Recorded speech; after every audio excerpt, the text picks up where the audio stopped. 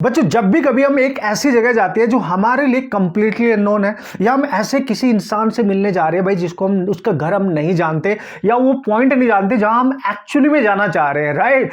अगर आपको प्रॉपर उसका एड्रेस नहीं पता है, मतलब प्रॉपर ये नहीं पता है कि किधर किधर को कैसे कैसे आपने वहां तक जाना है, ओब्वियसली यार कहीं देखो यार, हमारी डेली लाइफ में सिचुएशन हमेशा हमारे पास आती रहती है कि एक ऐसी लोकेशन पे जाना है, यार मैं जानता तो हूं तो वहां पे है लेकिन कैसे जाना है ये मेरे को नहीं पता, तो हम पूछ पूछ के जाते हैं कि भाई लेफ्ट जाओ, राइट जाओ, फिर सीधे जाना, फिर ऐसे जाना, एक गली आएगी, फिर मोहल्ला आएगा, फिर and this and that, right. What is this? तो अगर हमारे पास ये गली मोहल्ला लेफ्ट राइट वाली सिचुएशन ही ना हो, हम अकेले ही चले जा रहे हो, तो 99% केसेस में, उससे भी ज्यादा मान के आप चलो, हम अपने उस प्रॉपर डेस्टिनेशन पे नहीं पहुंच सकते। स्वागत है बच्चों आप सबका आज के इस लेक्चर में, लेक्चर नंबर 2, जो नीट फिजिक्स को बहुत औसम इजी बना देगा, आपकी कैलकुलेशंस को इजी बना देगा। और आज बात करने वाले हो बच्चों, आप मेरी इस कहानी से समझ गए होंगे, वेक्टर की, राइट। यानी इस दुनिया में कुछ चीजें हमारे पास बच्चों ऐसी हैं जिनको कंप्लीटली डिफाइन करने के लिए, जिनके कंप्लीट सेंस को समझाने के लिए, या उस चीज को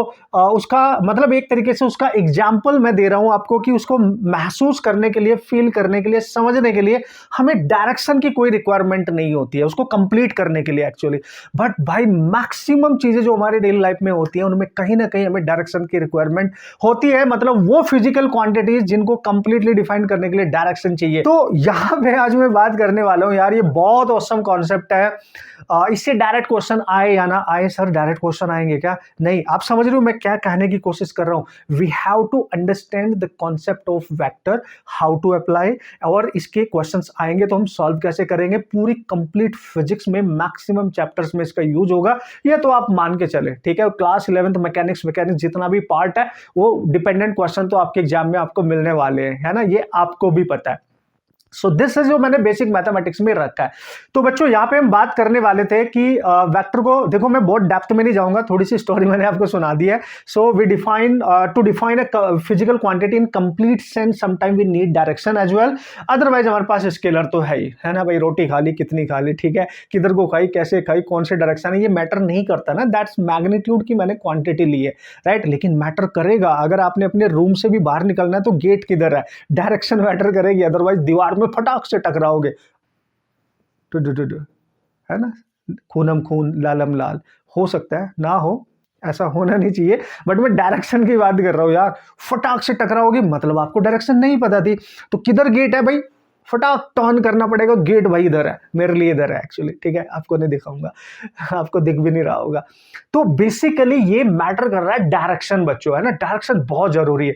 तो यहां पे हमें पता है भाई, हमने बचपन में पढ़ा है, मैं बहुत डेप्थ में बेसिक डेफिनेशन पे बच्चों नहीं जाने वाला, बस आपको बताने वाला हूं कि वेक्टर को अप्लाई कैसे करेंगे, कौन से फॉर्मूले, कौन से बेसिक मैथमेटिकल चीजें हैं जो सबसे ज्यादा जरूरी है नीट फिजिक्स के न्यूमेरिकल को इजी करने के लिए, है ना। उसके बिना क्वेश्चन होंगे भी नहीं बाय द वे, तो वो आपको पता होना चाहिए। स्केलर में बच्चों हम केवल मैग्नीट्यूड की बात कर लेते हैं, राइट, और जो वेक्टर क्वांटिटीज होती हैं उनको डिफाइन करने के लिए हमें मैग्नीट्यूड से बात नहीं चलेगी, उसके साथ हमें डायरेक्शन की भी रिक्वायरमेंट है।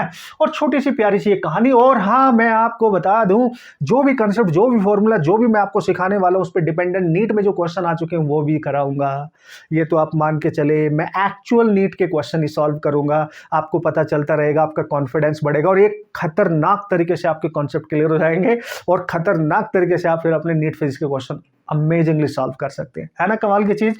चलो भाई, तो सर क्या है कहानी?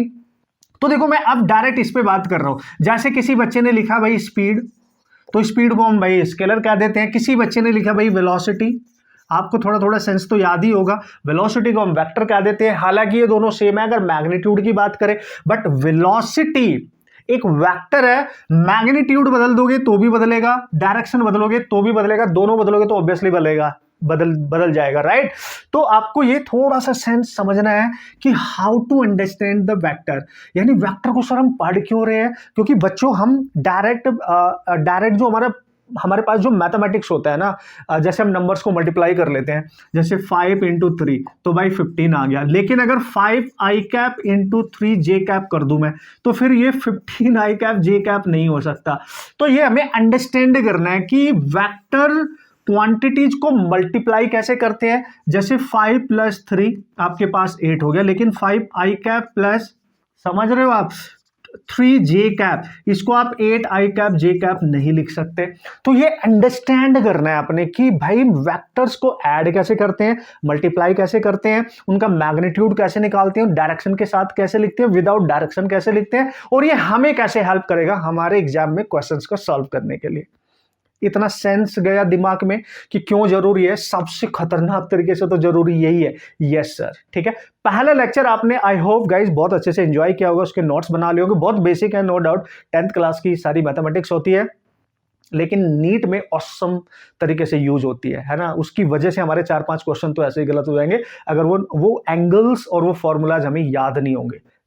इधर बिठा के चलना इसको, ठीक है। आपकी फिजिक्स जितने भी दिन 60 डेज मेरे साथ आप रहने वाले हैं नीट के एग्जाम तक, तभी स्ट्रॉन्ग बनेगी जब आपकी मैथमेटिकल जितने भी लेक्चर में यहां डालूंगा सारे स्ट्रॉन्ग होने चाहिए, प्रॉपर आपको आने चाहिए, रिटर्न में आपके पास नोट्स होने चाहिए, ठीक है गाइस। तो यार सबसे पहले बच्चों मैं आपको सिखाऊंगा कि वेक्टर को लिखते कैसे हैं, उसको रिप्रेजेंट कैसे करते हैं। जो फिजिकल क्वांटिटी होती है आप सबको पता है, जिनको मेजर किया जा सकता है उनको फिजिकल कहते हैं, जिनको मेजरमेंट नहीं किया जा सकता उनको हम नॉन फिजिकल क्वांटिटीज के नाम से जानते हैं, ठीक है। ओके, सो गाइज वेक्टर को रिप्रेजेंट कैसे करेंगे, लिखेंगे कैसे, तो भाई डायरेक्शंस के साथ बात होती है। और हमारे पास 3D में एक्स एक्सिस है, वाई एक्सिस है बच्चों, जेड एक्सिस है। तो एक्स एक्सिस पे अगर कोई प्राणी जा रहा है, इधर को जा रहा है, तो उसको डायरेक्शन कैसे देंगे, वाई पे जा रहा है तो कैसे देंगे, जेड पे जा रहा है तो कैसे देंगे। और फिर मल्टीप्लीकेशन एंड एडिशन जो उसका सबसे बड़ी चीज है वो यहाँ पे हम सीखने वाले हैं, ठीक है बच्चों। तो थोड़ा सा ओवरव्यू आपको लग गया और जल्दी से मैं आपको सिखा देता हूँ, बता देता हूँ, इन डेप्थ ना जाते हुए वो चीज जो एक्चुअली में हमें रिक्वायर्ड है अपनी फिजिक्स में अप्लाई करने के लिए और उनके थ्रू क्वेश्चंस करने के लिए। Here we go guys. Okay बच्चों, फॉर एग्जांपल मैं आपको यहाँ पे देखो, अब सारा का सारा खेल यहाँ पे वेक्टर का होने वाला है, ठीक है। वेक्टर की हम बात करेंगे बच्चों। तो लेट्स से मेरे पास एक फिजिकल क्वांटिटी है ना, वी हैव, मैं यहाँ पे लिख देता हूं अ फिजिकल क्वांटिटी, ठीक है। एक फिजिकल क्वांटिटी की बात कर रहे हो, कोई भी फिजिकल क्वांटिटी आप ले लो, लेट्स से मैंने ए ले ली बच्चों, ठीक है। समझना, बहुत जल्दी समझ में आ जाएगा, बहुत जल्दी अप्लाई करना आ जाएगा, बहुत औसम तरीके से। अभी तक अगर नहीं आया तो आ जाएगा 100%, राइट। सो देखो गाइज, आपने एक फिजिकल क्वांटिटी अगर किसी बच्चे ने लिखी है ए, तो सिंपली जब वो फिजिकल क्वांटिटी भाई लिखी जाती है ना ए, तो इसको हम उसका स्केलर ही कहते हैं कि ये स्केलर मतलब उसके मैग्नीट्यूड को रिप्रेजेंट करती है, दैट इज द मैग्नीट्यूड। अगर एक physical quantity as it is लिखी है, लिखने के तरीके में बता रहा हूं मैं आपको, लेकिन अगर किसी बच्चे ने उस क्वांटिटी के ऊपर इस तरीके से कोई एरो लगा रखा है, तो बच्चों इस फिजिकल क्वांटिटी को वेक्टर ए बोलेंगे, वेक्टर ए या ए वेक्टर, ठीक है। अब ये जो फिजिकल क्वांटिटी है ये केवल मैग्नीट्यूड को रिप्रेजेंट कर रही थी उसके, ठीक है। लेकिन अगर इसके ऊपर एरो लग गया तो भाई ये बन गई वेक्टर ए। अब ये वेक्टर ए को लिखने का ये सिंबल हो गया, ठीक है। इसका मतलब सर आप ये कहना चाह रहे हो, अगर कहीं पे लिखा है ए के ऊपर एरो तो इसको हम लिखेंगे वेक्टर ए, यस। लेकिन अगर कहीं लिखा है ए तो इसको लिखेंगे मैग्नीट्यूड ऑफ वेक्टर ए, है ना। मैग्नीट्यूड ऑफ वेक्टर ए का मतलब क्या हुआ सर, विदाउट डायरेक्शन, है ना। आप थोड़ा सा सेंस समझो पहले, that is without direction, simple ऐसे समझ लो सर। और किसी और तरीके से लिख सकते हैं कि यस गाइज, या तो ए लिखो या ये जो वेक्टर वैल्यू है ना ये वाली, इसको दो इन पैरेलल लाइन के बीच में बंद कर दो, जिसको हम मॉड ऑफ वेक्टर ए कहते हैं, यानी मैग्नीट्यूड के नाम से आप इसको जानते हो, ठीक है। मॉड ऑफ वेक्टर ए ऐसे लिखो या ऐसे लिखो, बात एक ही है। कैलकुलेट कैसे करते हैं बाद में बताऊंगा, बस देखते रहो, पहले उस पॉइंट तक आपको लेके जा रहा हूं, थोड़ा सा बेसिक भी पता होना बहुत जरूरी है, ठीक है गाइज। अब ये जो एरो की अगर मैं बात करूं ना, हम किसी भी वेक्टर क्वांटिटी को इस एरो से रिप्रेजेंट कर रहे हैं, तो देखो दोनों चीजें हैं बच्चों। एरो की ये जो लेंथ होगी ना, ये कितना बड़ा है कितना छोटा है वो उसका मैग्नीट्यूड होता है।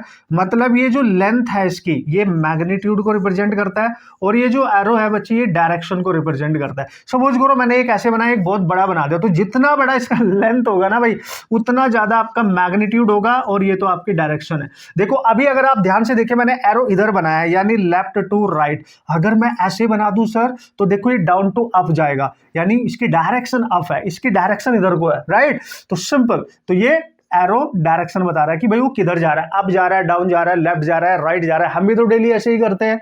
आप डेली जा रहे हो, मार्केट जा रहे हो, घर जा रहे हो, स्कूल जा रहे हो, कोचिंग जा रहे हो, पहले इधर जा रहे हो, फिर इधर जा रहे हो, फिर ऊपर, है ना, सीढ़ियां चढ़नी पड़ती है। तो डायरेक्शन कहीं ना कहीं हमारी क्या हो रही है, चेंज होती रहती है, पल भर में चेंज होती है बॉस। तो ये समझ लिया सर, रिप्रेजेंट कैसे करते हैं, इसको बोलते हैं representation of a vector, right. and how to write a quantity in vector form. So you just use the arrow, है ना, उस क्वांटिटी के ऊपर एक एरो आपने लगा देना है। अब यहां से शुरुआत होगी हमारी। बच्चों देखो, वैसे तो उसमें बहुत सारी चीजें हैं, लेकिन मैं उन्हीं चीजों की बात करूंगा जो फिलहाल मेरे एग्जाम में एटलीस्ट हर बच्चे को प्रैक्टिस करके जानी है, याद करके रिवाइज करके जानी है, जिससे न्यूमेरिकल सॉल्व करते समय उसको कोई दिक्कत ना आए। बस उन पे आ रहा हूं मैं डायरेक्ट, सो डोंट वरी। ये था हमारा बेसिक फंडामेंटल। ओके बच्चों, जैसे कि हमें पता भाई वेक्टर में हमें मैग्नीट्यूड भी है, मैग्नीट्यूड की हमें कोई डिस्कशन करने की जरूरत ही नहीं है, और हमारे पास डायरेक्शन भी है। तो how to define the direction guys, तो यही सबसे इंपॉर्टेंट है। तो सबसे पहला वेक्टर आपको जो याद रखना चाहिए बच्चों, वो होता है यूनिट वेक्टर। आप सबको पता है सर यूनिट वेक्टर क्या होता है? भाई ऐसा वेक्टर जिसका मैग्नीट्यूड 1 हो, यूनिट उसके ऊपर लिखा हुआ है, उसके सामने यूनिट वेक्टर कहते हैं। मतलब ऐसा वेक्टर लो जिसका मैग्नीट्यूड 1 हो। मतलब सर इसको रिप्रेजेंट करने का सिंबल डिफरेंट होता है। सपोज करो फिजिकल क्वांटिटी ए है और इसको यूनिट वेक्टर के रिस्पेक्ट में, तो आप सबको पता है इसके ऊपर कैप लगा देते हैं। और अगर मैं ए कैप का मैग्नीट्यूड लूं, ठीक है, तो इसकी वैल्यू 1 होती है बच्चों। पहली बात तो ये, तो मतलब इसका जो मैग्नीट्यूड है वो तो 1 हो गया, तो इसके पास क्या बची होगी? डायरेक्शन। इसलिए बच्चों यूनिट वेक्टर्स जो होते हैं they are used to represent या to define direction, to define direction of vector quantities. ठीक है, ये आप ध्यान से समझे, है ना। तो वो डायरेक्शन को रिप्रेजेंट करने के लिए यूज होते हैं यूनिट वेक्टर। इसलिए कभी भी आपने देखा होगा जब भी हम कोई वेक्टर क्वांटिटी लिखते हैं तो हम आई कैप, जे कैप, के कैप का यूज करते हैं ना भाई, क्योंकि उससे पता चलता है ये वेक्टर इतनी डायरेक्शन में इधर गए, मतलब इतनी वैल्यूज के साथ इधर गया होगा, इतनी वैल्यूज के साथ लेफ्ट राइट अप डाउन किधर भी गया होगा। वो डायरेक्शन मैटर करती हैं। सो इसका जो मैग्नीट्यूड है, ये जो दो पैरेलल लाइन आपने लिया उसके बीच में अगर इसको आपने लिख दिया तो उसको बोलेंगे हम मैग्नीट्यूड। ठीक है, oh my God, this is magnitude. ठीक है, मैग्नीट्यूड ऑफ किसका? यूनिट वेक्टर ए का। ठीक है, ये कितना है सर? 1 है।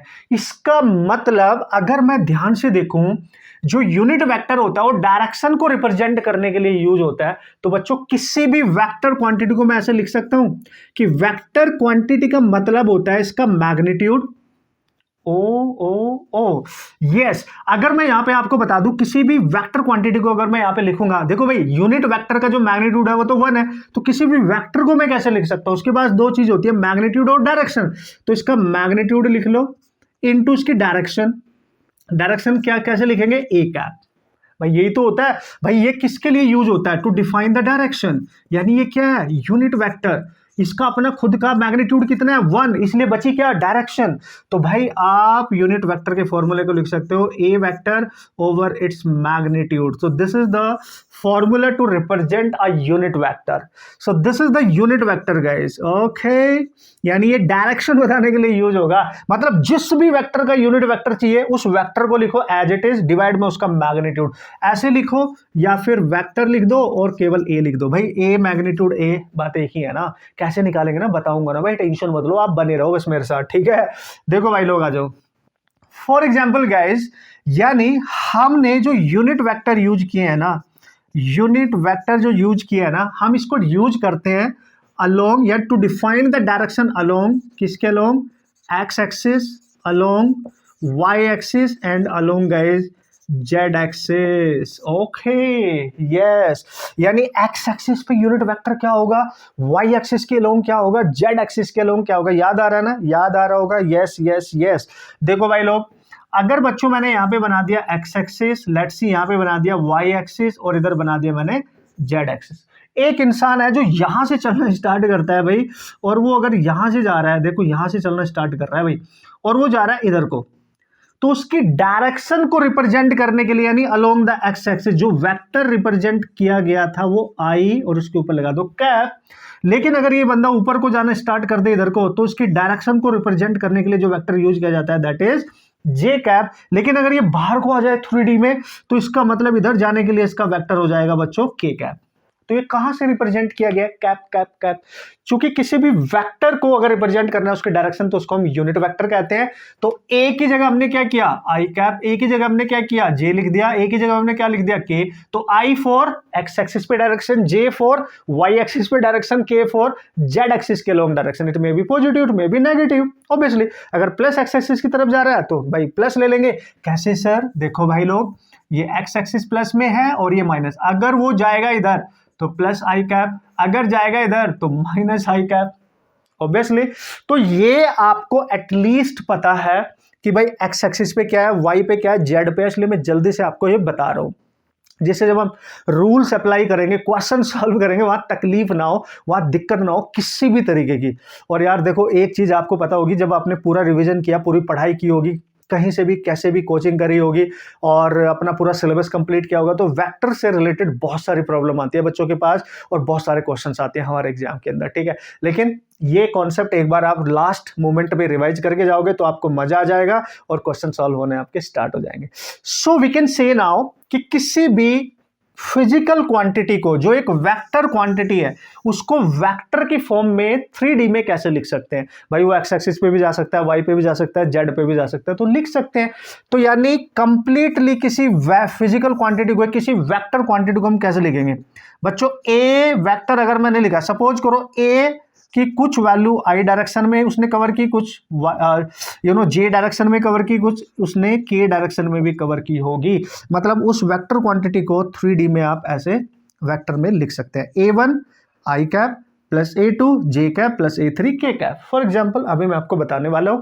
फिर धीरे धीरे बच्चों वेक्टर को ऐड कैसे करते हैं, मल्टीप्लाई कैसे करते हैं, सबसे बड़ी बात तो वही है ना, उनका मैग्नीट्यूड कैसे लेते हैं, पैरेललोग्राम लॉ के अकॉर्डिंग कैसे सॉल्व करते हैं, जो हमारे एग्जाम में न्यूमेरिकल को बेस्ट वे में ईजी बनाता है, ठीक है। वो होगी बच्चों, जैसे कि मैंने आपको बोला, जो जो चीजें जरूरी होंगी उनकी बात करेंगे, जो न्यूमेरिकल सॉल्व करने में हमारी हेल्प करेंगी उनकी हम बात करने वाले हैं, ठीक है। So here we go guys. आपने देख लिया कि भाई एक इंसान है, वो एक्स एक्सिस पे जा रहा है, जैसे मैं यूं भाई, पहले मैं इधर को जाने की कोशिश कर रहा हूं, फिर मैंने टर्न कर लिया आपकी तरफ जा रहा हूं, फिर मेरे अंदर जादू आ गया, मैं धीरे धीरे ऊपर जाने लगा। तो पहले मैं इधर गया एक्स एक्सिस, फिर आपकी तरफ आया वाई एक्सिस, फिर ऊपर गया जेड एक्सिस, ऐसे मान लो, ठीक है। तो उस 3D में, यानी 3D में जब आप वेक्टर को लिख रहे हो तो एक बार फिर से याद दिला दूं, ए की कुछ वैल्यू वो आई डायरेक्शन में, कुछ वैल्यू वो जे डायरेक्शन में और कुछ वैल्यू वो के डायरेक्शन में कवर कर लेगा। सो ये क्या बता रहा है? ये बता रहा है i cap along x axis, direction अलग है, और ये डायरेक्शन अलोंग वाई एक्सिस, भाई ये अलग है भाई, और ये अलोंग क्या बन गया? Z axis. थोड़ा सा सेंस बैठा है ना? देखो अभी तक मैं सेंस समझा रहा हूँ आपको कि वेक्टर को आपने भूलना नहीं है, ये बहुत कमाल की चीज है ना, फिजिक्स है भाई। तो डायरेक्शन को डिफाइन करने के लिए तो आपको यही आना चाहिए भाई, ठीक है। अच्छा सर, अब हाउ टू फाइंड मैग्नीट्यूड, है ना, हाउ टू फाइंड, हालांकि कुछ बच्चों को याद भी होगा, होना भी चाहिए, जिनको नहीं है भाई बहुत शिद्दत के साथ आप देखते रहे। हाउ टू फाइंड मैग्नीट्यूड, भाई अगर कोई वेक्टर दे रखा है उसका मैग्नीट्यूड कैसे निकाले? सर क्या मतलब है इसका? मतलब विदाउट डायरेक्शन उसको कैसे लिखें जिसमें आई जे के कैप ना हो, उसकी न्यूमेरिकल वैल्यू हो भाई, केवल मैग्नीट्यूड का मतलब तो वही होता है ना यार। तो हम कैसे लिखेंगे? तो हमारे को पता है, तो मैग्नीट्यूड कैसे लिखेंगे इसका? ए मॉड ले लेंगे ना, ऐसे लिखेंगे ना, या तो ऐसे लिखो और ए लिखो, ऐसे लिखो।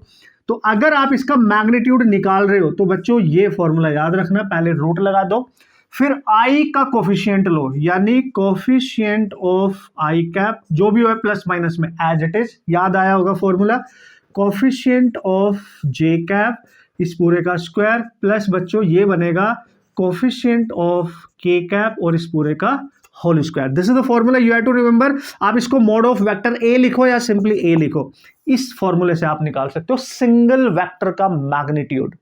कूल है? तो दिस इज द फॉर्मूला। कर लेंगे सर कैसे? देखो भाई, फॉर एग्जाम्पल गाइस, ध्यान से समझते रहना आप। फॉर एग्जाम्पल मैंने एक वेक्टर आपको दिया, सपोज करो एक बंदे ने 2 मीटर की डिस्टेंस कवर की आई डायरेक्शन में, 3 मीटर की डिस्टेंस कवर की जे डायरेक्शन में और -1 मीटर की के डायरेक्शन में कवर की। 1 लिखो या ना लिखो। तो उसने बोला कि find its magnitude, find its, ठीक है, मैग्नीट्यूड बताओ। तो भाई कर लेंगे आप, तो आप लिखेंगे एक वेक्टर का मैग्नीट्यूड लिख लो या ए लिख लो। फॉर्मूला क्या है सर?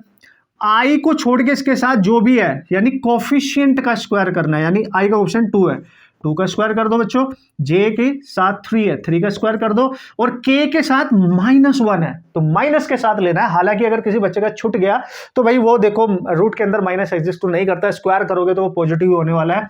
सो -1 का स्क्वायर, तो बच्चों ये कितना बन रहा है आप देख लो, that is 4 + 9 + 1 that is √14 and this is your answer. और ये एक न्यूमेरिकल वैल्यू है, IJK तो नहीं है ना भाई, इसलिए इसको बच्चों मैग्नीट्यूड कहते हैं। कूल है, सिंपल है, बढ़िया है सर। तो इस तरीके से आपको ये समझना पड़ेगा। देखो भाई अभी तक हमने देखा वेक्टर को रिप्रेजेंट कैसे करेंगे, लिखेंगे कैसे, उसका मैग्नीट्यूड क्या कैसे कैलकुलेट करेंगे, and why we need vectors right to define the complete sense of a physical quantity. हमने कहीं जाना है, आपको छत पे ही जाना है ना भाई, तो आपको पता है ना कि मैं सीधे सीधे चल के छत पे नहीं जा सकता। आपको छत पे जाने के लिए, अपने टेरिस पे जाने के लिए आपको या स्टेयर्स का यूज करना पड़ेगा या लिफ्ट वगैरह का यूज करना पड़ेगा, जो भी वहां पे जिस भी तरीके के रिसोर्सेज होंगे। क्लियर है, क्योंकि हमारे को पता भाई इधर है, इधर इधर जाना पड़ेगा, डायरेक्शन मैटर कर रही है ना भाई उस पॉइंट तक जाने के लिए। So that is something vector guys, ठीक है। तो यार आप बाकी आप होशियार हो, नीट के बच्चे हो, मेरा काम है ये सारे कॉन्सेप्ट जल्दी जल्दी आपको याद दिला देना, फिर इनका एप्लीकेशन करके दिखाऊंगा ना, ऑसम न्यूमेरिकल आते हैं ये, इधर बिठा लो, और आएंगे इस बार भी आएंगे, पक्का पक्का एंड पक्का, ठीक है। चलो भाई, अब यहां से जो मेन मुद्दा है मेरा इस लेक्चर को लेने का और ये रिवीजन कराने का, वो स्टार्ट होता है। सबसे पहले मैं आपको बताऊंगा पोजीशन वेक्टर को कैसे लिखते हैं, डिस्प्लेसमेंट वेक्टर को कैसे लिखते हैं, very very very important guys, ठीक है। डायरेक्ट क्वेश्चंस आते हैं, ठीक है। फिर ऐड कैसे करते हैं, उनका मैग्नीट्यूड कैसे निकालते हैं, फिर मल्टीप्लाई कैसे करते हैं, बस इतना रिवाइज करके चले जाना, उसको अप्लाई करके आ जाना, न्यूमेरिकल हर टाइप का हो जाएगा भाई, समझ गए ना। चले आगे, धुरंधर खिलाड़ी हो, यस। ओके बच्चों, तो सबसे पहले मैं डिफाइन करने वाला हूं सबसे पहला vector, that is position vector, ठीक है। जो हमारे को देखो बहुत डिफरेंट डिफरेंट टाइप के वेक्टर होते हैं, लेकिन जो हमें रिक्वायर्ड है फॉर आवर एग्जामिनेशन राइट, वो हम बात करेंगे पोजीशन वेक्टर। क्योंकि भाई अगर आप वेलोसिटी पढ़ोगे तो 1D 2D पढ़ोगे तो इसके बिना तो काम चलेगा ही नहीं, ठीक है ना। तो पोजीशन वेक्टर एक ऐसा वेक्टर होता है जो किसी भी पॉइंट को स्पेस में रिप्रेजेंट करने के लिए यूज किया जाता है। मान लिया कहीं भी रैंडमली आपने एक पॉइंट चूज कर लिया यहाँ पे, तो इसकी लोकेशन क्या है, उसको रिप्रेजेंट करने के लिए, उसकी पोजीशन वेक्टर को रिप्रेजेंट करने के लिए, उसकी लोकेशन को रिप्रेजेंट करने के लिए along the x axis, y axis या जेड एक्सिस, उसको पोजीशन वेक्टर कह देते हैं, ठीक है। तो लेट्स सी रैंडमली आपने एक कोई पॉइंट यहां पे ले लिया, ठीक है। डिपेंड करेगा जो पॉइंट है इसके कोऑर्डिनेट क्या लिखे हैं। सपोज करो बच्चों यहाँ 2,3 लिखा हुआ है, तो इसका मतलब समझते हो आप, जो पहला वैल्यू होता है ये अलोंग एक्स एक्सिस होता है, ये ध्यान रखना, अलोंग एक्स एक्सिस। हालांकि आपको याद होगा लेकिन मैं याद दिला रहा हूं, मेरा फर्ज बनता है। और ये बच्चों होता है अलोंग वाई एक्सिस। जिसको नहीं पता है तो ध्यान से समझ लो, इसका पाला आपके साथ पढ़ने वाला है, आई मीन इसके साथ फाइट होने वाली है आपके लिए न्यूमेरिकल्स में, जब आप नीट के क्वेश्चन सॉल्व करोगे। तो सर अब क्या करें फिर, तो बच्चों इसकी डायरेक्शन को रिप्रेजेंट करने के लिए हमने पोजीशन वेक्टर, इसकी पोजीशन क्या होगी, तो बस ये समझना, पहला कोऑर्डिनेट एक्स एक्सिस, दूसरा कोऑर्डिनेट वाई एक्सिस का होता है। तो उसकी पोजीशन को कैसे लिखेंगे, तो पोजीशन वेक्टर को मैं आर छोटा वाला लूंगा और उसके ऊपर वेक्टर है तो एरो तो लगाना ही है, अगर आर लिख दोगे तो मैग्नीट्यूड हो जाएगा उसका, ठीक है।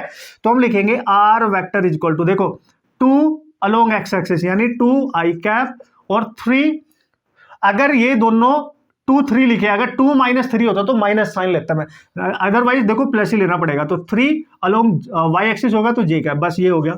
This is something called as its position vector, है ना। डायग्राम के थ्रू बनाना चाहते हो, देखो हमें पता है पहले एक्स एक्सिस वाई एक्सिस बना लेते हैं, this is x axis, this is y axis, ठीक है गाइस, राइट।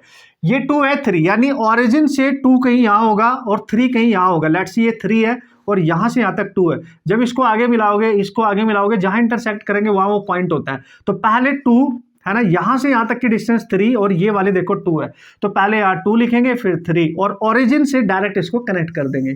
तो this is the position vector, समझ गए आप, this is the position vector, this is your r vector, जिसको आप यहां पे लिख रहे हो। कूल, लेकिन लिखने का तरीका आपने सीखना है। सही है सर, ये बात तो सही है। तो बच्चों यही आपको आना चाहिए, वेरी वेरी इंपॉर्टेंट, कि how to write. For example एक और ले लेते हैं, सपोज करो किसी बच्चे ने स्पेस में एक पॉइंट और कंसिडर किया, उसकी वैल्यूज है 1 -2 3 कुछ ऐसी हैं, ठीक है। तो इसका पोजीशन वेक्टर कैसे लिखूं, देखो भाई इसको लिखेंगे एक्स एक्सिस के लिए, इसको लिखेंगे वाई, और लास्ट वाला जो होता है वो जेड के लिए, बस सिंपल। तो आप लिख देंगे 2 आई लगा दो उसके साथ, और ये माइनस है तो माइनस लिखना, sorry this is 1, this is 1, ठीक है, और ये जे लगा देना, और ये +3 है तो 3 के कैप लिख देना, बस हो गया। This is how you can write the position vector of that point. और ये 3D में है क्योंकि इसमें तीनों एक्सिस है, एक्स भी, वाई भी और जेड भी। आ रहा है, मजा आ रहा है, आएगा भाई जब आप इसको एप्लीकेशन करोगे ना आगे। ये बेसिक फाउंडेशन होती है, यही तो आनी चाहिए हर बच्चे को, है ना। उसको बेसिक्स ही नहीं आते, जब वो अप्लाई करता है कॉन्सेप्ट तो भाई उससे गलत हो जाते हैं क्वेश्चन, उसको पता ही नहीं होता मैं क्या कर रहा हूँ एक्चुअली, राइट। अब आ जाओ, देखो very very important, very very important second point बच्चों, इसको कहते हैं डिस्प्लेसमेंट वेक्टर।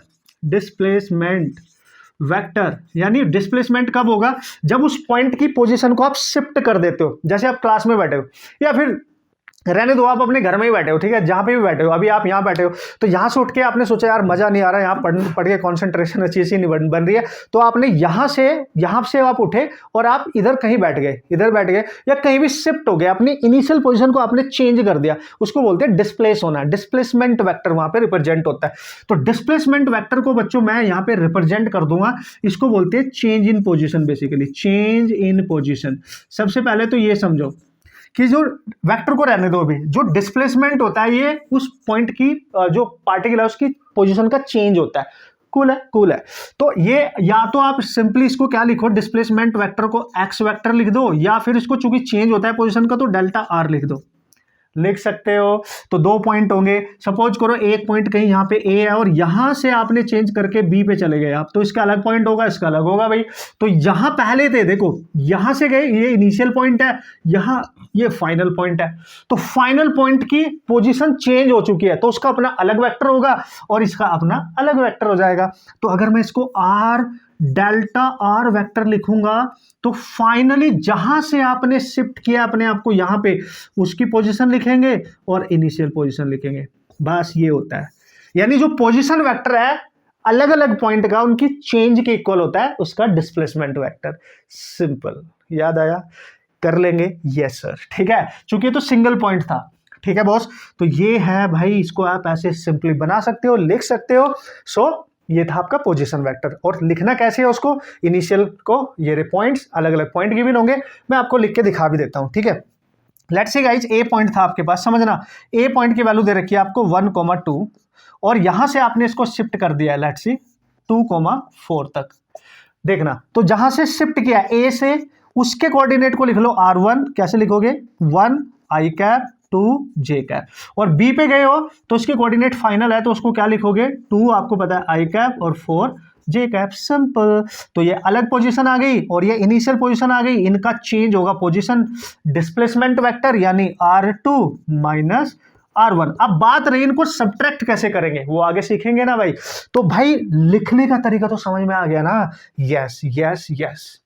तो आपके नीट के एग्जाम के क्वेश्चंस आपको बहुत इजी लगने लगेंगे अगर ये बेसिक फंडामेंटल आपके एकदम क्लियर है, क्रिस्टल क्लियर है। वेक्टर की अंडरस्टैंडिंग बेस्ट होनी चाहिए, है ना। बच्चे चूंकि उनकी मैथ वीक होती है तो वेक्टर में भी घबराते हैं, वेक्टर भी उनको मजा नहीं आता, उनको पता नहीं चलता भाई कैसे मल्टीप्लाई, कैसे ऐड, क्या चल क्या रहा है जिंदगी में, ये वो सब कुछ नहीं। आप फील करो, आप रिलेट करो, आप दिल्ली जा रहे हो, है ना, आपने अपने घर से निकलना है, अपने दोस्त के घर जाना है, तो ऐसे ही आपका दोस्त का घर इधर, तो इधर ही जाओगे ना, ऐसे सीधे जाओगे, कहाँ पहुंचोगे। तो डायरेक्शन मैटर कर रही है ना बॉस, यही है। अब मैं आपको एडिशन सिखाऊंगा और मल्टीप्लिकेशन, 2 कॉन्सेप्ट है, दोनों आने चाहिए, उसके बाद फिनिश। इतना ही पता होना चाहिए आपको केवल इसमें, ठीक है, क्योंकि ये पहला स्टेप हमने कवर कर लिया कि क्या होता है वेक्टर, रिप्रेजेंट कैसे करते हैं और कैसे कैसे लिखते हैं, पॉइंट को कैसे रिप्रेजेंट करते हैं, ये सब हमने देख लिया है। अब अप्लाई कैसे करेंगे, यूज कैसे करेंगे, वो सिखाऊंगा। सबसे पहले आपको वो धुरंधर चीज सिखा दूं कि how to multiply, how to add vectors and how to find the magnitude. Cool, yes, खुश हो जाओ यार, ठीक है, मजा आएगा आपको। कोशिश करूंगा सारे कॉन्सेप्ट आपको इसी लेक्चर में आपको मैं सिखा दूं, है ना, इन डेप्थ भी ना जाते हुए आपको वो चीज आपको सारी क्लियर करा दूं जिसका यूज करके आप नीट के अपने सारे क्वेश्चन अच्छे से कर सकते हो, ठीक है। ओके बच्चों, तो सबसे पहले हम ऐड करना सीखेंगे, फिर मल्टीप्लाई करना सीखेंगे, ठीक है। सो अब ध्यान से समझने का यहाँ पे, तो सबसे पहले हम सीखेंगे यहाँ पे एडिशन, ठीक है, ऑफ वेक्टर्स, ठीक है, और दूसरी हम बात करेंगे बच्चों यहाँ पे मल्टीप्लीकेशन, मल्टीप्लिकेशन, और ये आपको धुआंधार तरीके से पता होनी चाहिए, बहुत बेसिक से हम स्टार्ट करेंगे क्योंकि ये ही आना चाहिए अब आपको फाइनली। अगर मैं लिटरली बात करूँ उस पूरे चैप्टर को समराइज अगर हम करेंगे तो ये हर बच्चे को आना चाहिए। अगर उसको वेक्टर को रिप्रेजेंट करना आता है तो उसको मल्टीप्लाई और एडिशन सबसे ज़्यादा जरूरी है, ठीक है, क्योंकि इन्हीं का नॉर्मली यूज होने वाला है। तो बच्चों दो वेक्टर अगर आपको दे रखे हैं, अब कितने भी वेक्टर दे रखे हैं उनको ऐड करना है सिंपली। तो सबसे पहले एडिशन के लिए आपको मैं याद दिला दूं कौन कौन से लॉ आपने पढ़े थे, ठीक है। एक ट्राइंगल लॉ पढ़ा था, ठीक है, ट्राइंगल है ना, लॉ ऑफ वेक्टर एडिशन, ठीक है। दूसरा पैरेललोग्राम लॉ पढ़ा था, एक आपने पैरेललोग्राम लॉ पढ़ा था वेक्टर ऐड करने का। दोनों में डिफरेंस क्या है, कैसे है, वो सब बताऊंगा, सो डोंट वरी। देखो भाई, तो वेक्टर को ऐड अगर करना है तो देखो, let's say we have two vectors, ठीक है, टू वेक्टर्स। आप मान लो एक वेक्टर ए है बच्चों एंड दूसरा वेक्टर बी है। पहले ये मैं याद दिला दूं आपको, पूरा नहीं, मतलब आपको बेसिक तो क्लियर होना चाहिए ना भाई, एकदम क्रिस्टल क्लियर होना चाहिए, डोंट वरी। तो हमारे पास दो वेक्टर है, ठीक है सर, दोनों अलग अलग वैल्यूज होंगी सबकी, है ना, अपनी अपनी मैग्नीट्यूड में जो वैल्यूज रहती है उनके साथ, डायरेक्शन के साथ वो गिवन होंगे, कुछ भी कैसे भी गिवन हो सकता है, ठीक है भाई। देखो भाई, हाउ टू ऐड देम, है ना, दिस इज इंपॉर्टेंट, है ना, हाउ टू ऐड देम, उनको ऐड कैसे करें भाई, सबसे इंपॉर्टेंट तो ये उनका एडिशन कैसे करना है हमने, ठीक है। तो देखो, अगर हम इस ट्रायंगल लॉ के अकॉर्डिंग जाए, जो हमें ट्रायंगल लॉ सिखाया गया था, देखना भाई ध्यान से।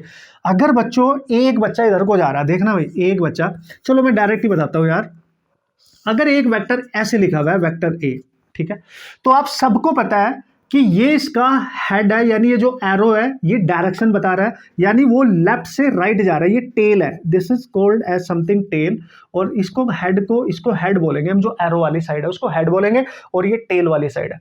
तो इससे आपको ये पता चल रहा होगा भाई आप लेफ्ट टू राइट जा रहे हो, है ना, आप देख सकते हो लेफ्ट टू आप राइट जा रहे हो, क्योंकि एरो आपका इधर को लगा है, ठीक है, बिल्कुल। अब बच्चों एक और चीज है कि एक वेक्टर और कहीं पे ऐसे लिखा हुआ था, दैट इज वेक्टर बी, ठीक है। तो वेक्टर बी का टेल यहां पे है और उसका हेड यहां पे है, आप अगर ध्यान से देखेंगे तो भाई वो ये कह रहा है ये दो वेक्टर हम इनको ऐड करना चाहते हैं। तो भाई हम हर तरीके से ऐड नहीं कर सकते, इसके रूल होते हैं, ये रूल्स आपको पता होने चाहिए। Done done done, yes. कैसे? उसने बोला कि अगर मैं ए और बी को ऐड करना चाहता हूं, यानी टू फाइंड, समझना गाइस, ए वेक्टर प्लस बी वेक्टर, अगर मुझे ये चाहिए ए प्लस बी करना है तो मैं क्या कर सकता हूं? ए प्लस बी करने के लिए मेरे को वी हैव टू कनेक्ट, है ना, वी हैव टू कनेक्ट, लिख लेना, है ना, head of a vector to the tail of b vector. ये पॉइंट आपको याद रखना है बस, that is really very very important, you have to remember guys. अगर आप किसी भी दो वेक्टर को ऐड करना चाहते हो, उनको एडिशन में लिखना चाहते हो, तो आपको क्या करना होगा, उनमें से किसी एक वेक्टर की हेड को, जैसे इसके हेड को देख लो, connect head of vector A to the tail of vector B, तभी उनको हम ऐड कर पाएंगे। अगर मैं ए और बी को देखूं, देखो बच्चों यहां पे देख लेना ध्यान से, इधर यहां पे देखो, अगर ये है वेक्टर ए और ये उसका हेड है, तो इसके हेड पे इस बी वेक्टर का हेड कनेक्ट नहीं करना, टेल करनी है, यानी टेल को अगर यहां टच करेंगे उसकी, तो आप देख लो इसकी टेल है और इसका हेड है, जब ये दोनों आपस में कनेक्ट होंगे then only we can write a vector plus b vector, तब इसको लिख सकते हैं। और इनके ऐड होने से जो नया वेक्टर बनेगा उसको वेक्टर सी बोल दो, या कुछ भी बोल दो, आपकी मर्जी है, या तो इसको वेक्टर सी बोल दो, या भी ऐसे भी कह सकते हो ए और प्लस बी का जो सम है वो इनका रिजल्टेंट वेक्टर है। यस, एक ही बात है, आर रिजल्टेंट वेक्टर, सी मतलब एक ही बात है, सी वेक्टर कोई नया ही वेक्टर होगा ना, तो वो जो नया वेक्टर होगा वो कैसे रिप्रेजेंट करेंगे, इसी को तो triangle law of vector addition कहते हैं। तो देखो जो पहला वेक्टर है, अब उसकी टेल लो, यानी उसकी टेल और जो दूसरा वेक्टर उसके हेड तक मिला दो, एक नया वेक्टर बन जाएगा। यानी आप जहां से आपने चला था इनिशियल टू फाइनल, ये जो नया वेक्टर है या तो उसको सी बोलो या इनका रिजल्टेंट आर बोलो, तो एक ट्रायंगल नहीं बन गया। देखो आप, ये this is form like this is the triangle, that's why this is called as triangle of vector addition. Understood guys? Yes. तो condition is that the head of one vector must be connected to the tail of the second vector, तभी जाके दोनों को हम add कर सकते हैं और उनका एडिशन एक नया वेक्टर हो जाएगा। कैसे होगा अभी बताऊंगा, टेंशन नहीं लेने का, देखते रहो बस।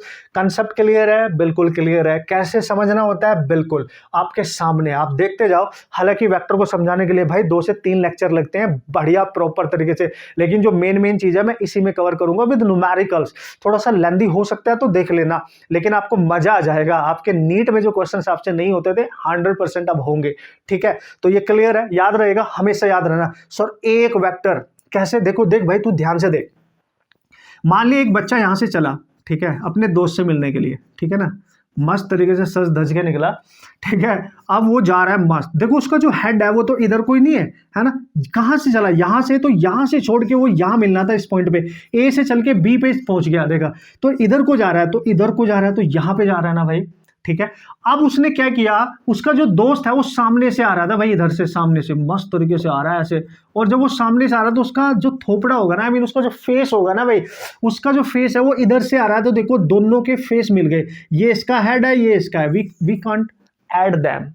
तो क्या करना पड़ेगा सर, तो हमें ये करना पड़ेगा, जब ये दोस्त आपका इधर को आ रहा है, इसको रिवर्स करना पड़ेगा भाई, तो इधर को जा, जब उसको मिलके जाएगा तो इधर को जाएगा, तो ये हेड टू हेड कनेक्ट नहीं होने चाहिए थे, यानी इसको इधर से हमें रिवर्स करना पड़ेगा, ठीक है। यानी अभी ये ऐसे दिख रहा है, देखो देखो ऐसे दिख रहा है ना, ऐसे, अभी इसको आपको ऐसे रिवर्स करना पड़ेगा, और जब हम रिवर्स करते हैं तो ऑब्वियसली उसकी डायरेक्शन क्या हो जाती है, चेंज हो जाती है, ऑब्वियसली, क्योंकि अभी इधर को आ रहा है, अभी इसके अपोजिट जाएगा तो डायरेक्शन चेंज हो जाती है वेक्टर में, तो वहां से निकल के आएगा सब्ट्रैक्शन। क्या आएगा गाइस, सब्ट्रैक्शन, वो मैं आगे बताने वाला हूं। तो ये आपने थोड़ा सा समझना है, डायरेक्शन का खेल है guys, and you have to remember the condition कि how to add two vectors, the head of the first is should be connected to the tail of the second. Simple सा लॉजिक है, ये point याद रखो, जो third vector होगा, जो पहले वेक्टर की टेल को लास्ट के वेक्टर के हेड के साथ कनेक्ट करने से मिल जाएगा और ट्रायंगल फॉर्म हो जाएगा, सिंपल। ओके बच्चों, जल्दी से देख लेते हैं आगे की कहानी। आगे की कहानी ये है कि फॉर एग्जांपल गाइज, आपको मैंने दिया कोई वेक्टर ए, जैसे आपको दिया मैंने 2i कैप, और कोई वेक्टर दे दिया मैंने आपको सिंपली j कैप, तो आप क्या लिखेंगे, आप लिखेंगे बच्चों a प्लस b, आपसे ये निकालना है कि फाइंड ए वेक्टर प्लस बी वेक्टर। तो आप सिंपली क्या करेंगे, ए की वैल्यू पुट कर देंगे 2i cap plus j cap. आप इसको ऐसे नहीं लिख सकते कि 2 + 1 that is 3i cap j cap, भाई ये वाला मैथ यहाँ पे नहीं चलेगा, ठीक है, क्योंकि यार डायरेक्शन, आप डायरेक्ट नंबर को अब ऐड नहीं कर सकते। अब आप क्या करोगे, तो सर ऐसे ही छोड़ के आएंगे, यस, क्योंकि ये जो 2 है ये अलग डायरेक्शन में है, और ये जो j के साथ कोफिशिएंट 1 है ये अलग डायरेक्शन में है, तो इसको ऐसे ही रखे। अब यहां से दो तुम्हारे पास प्रॉब्लम आएगी, वो कैसी प्रॉब्लम आएगी कि सर ये जो वेक्टर बना, एक नया वेक्टर बन गया, मैंने बोला हाँ नया वेक्टर बन गया, यानी देखो पहले ये a अलग था, b अलग था, दोनों को मैंने जब ऐड किया तो एक नया वेक्टर बन गया, तो आप इसको लिख सकते हो नया vector c that is 2i cap plus j cap. अब ये नया वेक्टर है, अगर आपसे पूछे इसका मैग्नीट्यूड निकालो तो भाई निकाल लेना ना, तो अभी बताया था कोई भी वेक्टर उसका मैग्नीट्यूड कैसे निकालेंगे, इसका कोफिशिएंट 2 का स्क्वायर और j का कोफिशिएंट 1 का स्क्वायर, केस में है नहीं तो मत लो भाई, तो 4 + 1 दैट इज 5, तो भाई ये इसका मैग्नीट्यूड आ गया, यानी विदाउट डायरेक्शन भी हमने लिख दिया। भाई ऐसे करना है आपने, सिंपल सा लॉजिक है। अब एक ये दिया मैंने एग्जाम्पल, दूसरा एग्जाम्पल मैं क्या देने वाला हूं बच्चों, अगर मैंने लिखा वेक्टर ए जैसे 2i cap plus 3j cap, लिख लिया मैंने, यस, प्लस 4k कैप, फिर बच्चों मैंने वेक्टर बी आपको दे दिया i cap minus j cap plus 2k cap, cool है, यस सर ऐड करना है। देखो बच्चों, अगर ऐड करना है तो a प्लस बी कैसे लिखोगे आप, सिंपली कैसे लिखोगे, देखो a प्लस बी, तो देखो अब जब इनको ऐड करोगे ना, क्योंकि इसमें सिंगल सिंगल वेक्टर थे तो डायरेक्ट हो गया, जब ऐड करोगे ना भाई, i वाले को i के साथ ऐड करते हैं, j वाले को j के साथ ऐड करते हैं, k वाले को k के साथ ऐड करते हैं, ये ध्यान रखना, वो आपस में ऐड हो जाएंगे, यानी सेम डायरेक्शन है इनकी, सेम, मतलब ये 2i कैप, ये भी i कैप, ये 2 है ये 1 है, तो 3, अब 3 हो सकता है क्योंकि सेम डायरेक्शन है, ठीक है, अब वो ऐड हो सकता है। 3j माइनस j, तो प्लस करके आप लिखोगे 3j और माइनस j, यही करोगे ना भाई, और यहाँ पे 4 + 2, तो डायरेक्ट लिख दो 6k कैप, तो क्या बनेगा sir 3i cap plus 2j cap और plus 6k cap, simple, this is vector a and this is vector b का सम, क्लियर, यानी सेम वेक्टर को आप ऐड कर सकते हो, समझ में आई बात, यस सर, यस सर। देखो भाई फॉर एग्जांपल गाइज, मैंने आपको दिया vector a equal to that is 5i cap, और वेक्टर b मैंने आपको दिया 2i कैप, दोनों i कैप है, सेम वेक्टर्स है, और मैंने आपसे पूछा a माइनस बी निकालो, सब्ट्रैक्ट करो, तो भाई a की वैल्यू कितनी है, पहले वो लिख लो दैट इज 5i कैप, और b की वैल्यू कितनी है, फिर वो लिख लो दैट इज 2i कैप। तो बच्चों सेम वेक्टर है चूंकि, तो इनको आप सब्ट्रैक्ट कर सकते हो, 5 - 2 that is 3i cap, cool. लेकिन अगर ऐसा होता सर कि a की वैल्यू दे रखी है आपने 5i कैप और b की वैल्यू दे दी आपने 2j कैप, तो भाई नहीं कर सकता और ऐड नहीं सब्ट्रैक्ट करना है, तो मैं कर दूंगा 5i कैप -2, बस ऐसे लिख के छोड़ दूंगा क्योंकि अलग अलग डायरेक्शन है। ठीक है, क्लियर हुआ पॉइंट? बिल्कुल बिल्कुल बिल्कुल, धीरे धीरे जा रहे हो आप, टेंशन मत लो, धीरे धीरे उस पॉइंट पे जा रहे हो जहां पे मैं आपको लेके जाना चाहता हूं। देखो यार, मैं हो सकता है थोड़ी स्पीड अप चीज़ों को कर रहा हूँ, थोड़ा स्पीड में बोल रहा हूँ, लेकिन ये मतलब वो बेसिक चीज़ें है, मैं चाह रहा हूँ कि ये भी रिवाइज हो जाए। अदरवाइज मैंने आपको डायरेक्ट मल्टीप्लिकेशन एडिशन सिखा देना था, फॉर्मूले बता देने थे और डायरेक्ट क्वेश्चन सॉल्व करके दिखा देने थे। बट जब कर ही रहे क्यों ना शानदार तरीके से बिल्कुल बेसिक भी सीख लें, क्योंकि वो बेसिक ही हमारे काम आता है और उसकी वजह से हमारे से सिली मिस्टेक्स होते हैं एग्जाम के अंदर, तो ये तो बनता है। देखो ठीक है, तो चलो भाई आगे बढ़ते हैं धीरे से होले से, है ना। सिंपल पैरेललोग्राम लो कैसे यूज करते हैं, उसका रिजल्टेंट कैसे यूज कर सकते हैं, क्योंकि मैक्सिमम क्वेश्चन तो वहीं से बनेंगे, इलेक्ट्रोस्टैटिक, ग्रेविटेशन, है ना, ऐसी ऐसी जगह पे जो क्वेश्चंस आते हैं, काइनेमेटिक्स में जो क्वेश्चंस आते हैं वहीं से तो आते हैं भाई, बिल्कुल बिल्कुल एंड बिल्कुल। ओके बच्चों, अब हम सीखने वाले हैं मोस्ट अमेजिंग कॉन्सेप्ट, यानी पैरेललोग्राम लॉ का आप यूज कैसे करेंगे वेक्टर एडिशन के मैग्नीट्यूड को कैलकुलेट करने के लिए, और आपको पता कैसे चलेगा ये रिजल्टेंट फॉर्मूला यहीं पर यूज होगा। ठीक है, देखो भाई इसका यूज इसलिए किया गया था, ध्यान से समझना, when, very important, when two vectors, है ना, टू वेक्टर्स, कोई भी दो वेक्टर क्वांटिटी जो होंगी एक्टिंग एट सेम पॉइंट, जब भी दो वेक्टर एक ही पॉइंट पे एक्ट कर रहे होंगे टेल टू टेल, है ना, ध्यान से समझना, है ना, टेल टू टेल, या यू कैन से ओरिजिनेट हो रहे होंगे वो वहां से, है ना। कैसे सर? जैसे एक पॉइंट यहां पे O है और इस पे A वेक्टर ऐसे एक्ट कर रहा है और B वेक्टर भी ऐसे ही एक्ट कर रहा है, यानी दोनों की टेल यहां पे मिल रही है, तो उनके बीच में एक एंगल एज्यूम कर लेंगे, that is theta, that is the angle. जब भी ये सिचुएशन आएगी कि किसी सिंगल पॉइंट पे दो vector tail to tail act कर रहे हैं, तो मान लेना इन दोनों का सम तो हम निकाल ही लेंगे, इसको बना के parallelogram using the triangle law, वो अलग सिचुएशन है, लेकिन इसका मैग्नीट्यूड कैसे निकालेंगे ये आपको सिखाता है कि when at a single point two vectors acting simultaneously tail to tail and angle between them is theta, तो इनका रिजल्टेंट वेक्टर याद करो, हम आर वेक्टर लिखते थे। तो बच्चों यहां पे इनको हम ऐड तो कर देंगे, वेक्टर ए प्लस वेक्टर बी, लेकिन how to find the magnitude, इसका मैग्नीट्यूड इस केस में कैसे निकालें? ठीक है, तो आपको याद रखना है कि जब भी वेक्टर आर का मैग्नीट्यूड निकालना है, मतलब आपने a vector plus b vector के सम का मैग्नीट्यूड निकालना है। So this is what you have to remember. Condition मैंने बता दिया, पैरेललोग्राम जो रिजल्टेंट फॉर्मूला होता है यूज कब होता है, जब सिंगल पॉइंट पे दो वेक्टर क्वांटिटी काम करेगी, उनका रिजल्टेंट आप निकालते थे। ठीक है, तो आप लिखो बच्चों r equal to under root of, ये जो वेक्टर है ए, उसका magnitude a square plus b square plus 2ab cos theta, और आर का मतलब क्या हुआ यहाँ पे, magnitude of vector A plus vector b, या तो आर लिख दो, इनके सम का मैग्नीट्यूड होता है। ये वेरी वेरी इंपॉर्टेंट, आप सब बच्चों को याद आ गया होगा।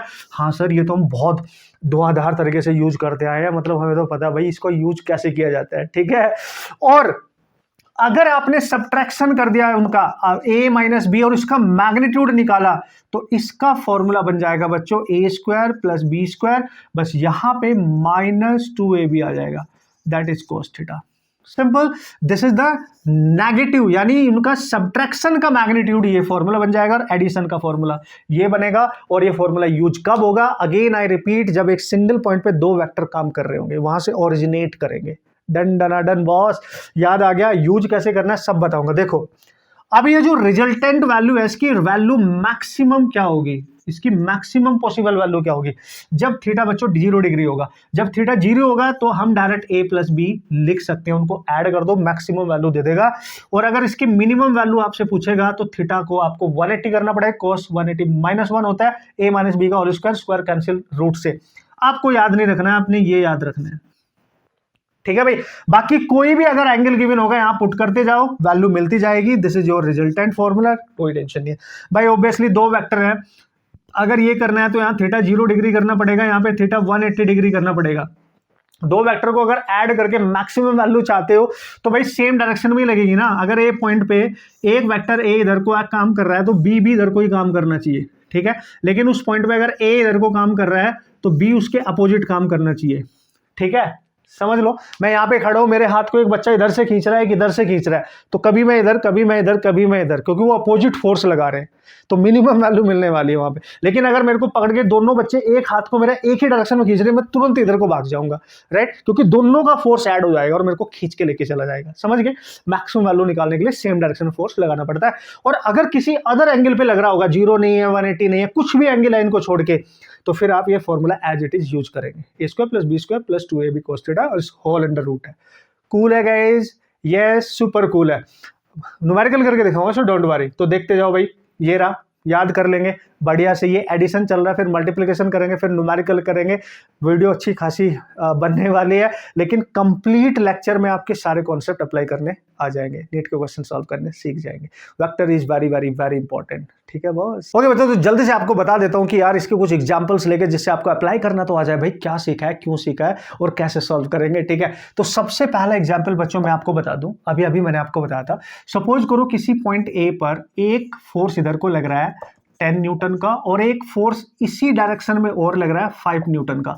आपसे पूछा कि फाइंड नेट फोर्स। तो जैसे आपसे नेट फोर्स पूछे, देख लो दोनों फोर्स की डायरेक्शन उस पॉइंट पे एक ही डायरेक्शन में है कि नहीं। दोनों एक ही डायरेक्शन में है तो कुछ नहीं करना है, 5 + 10 कर दो, आंसर आ जाएगा।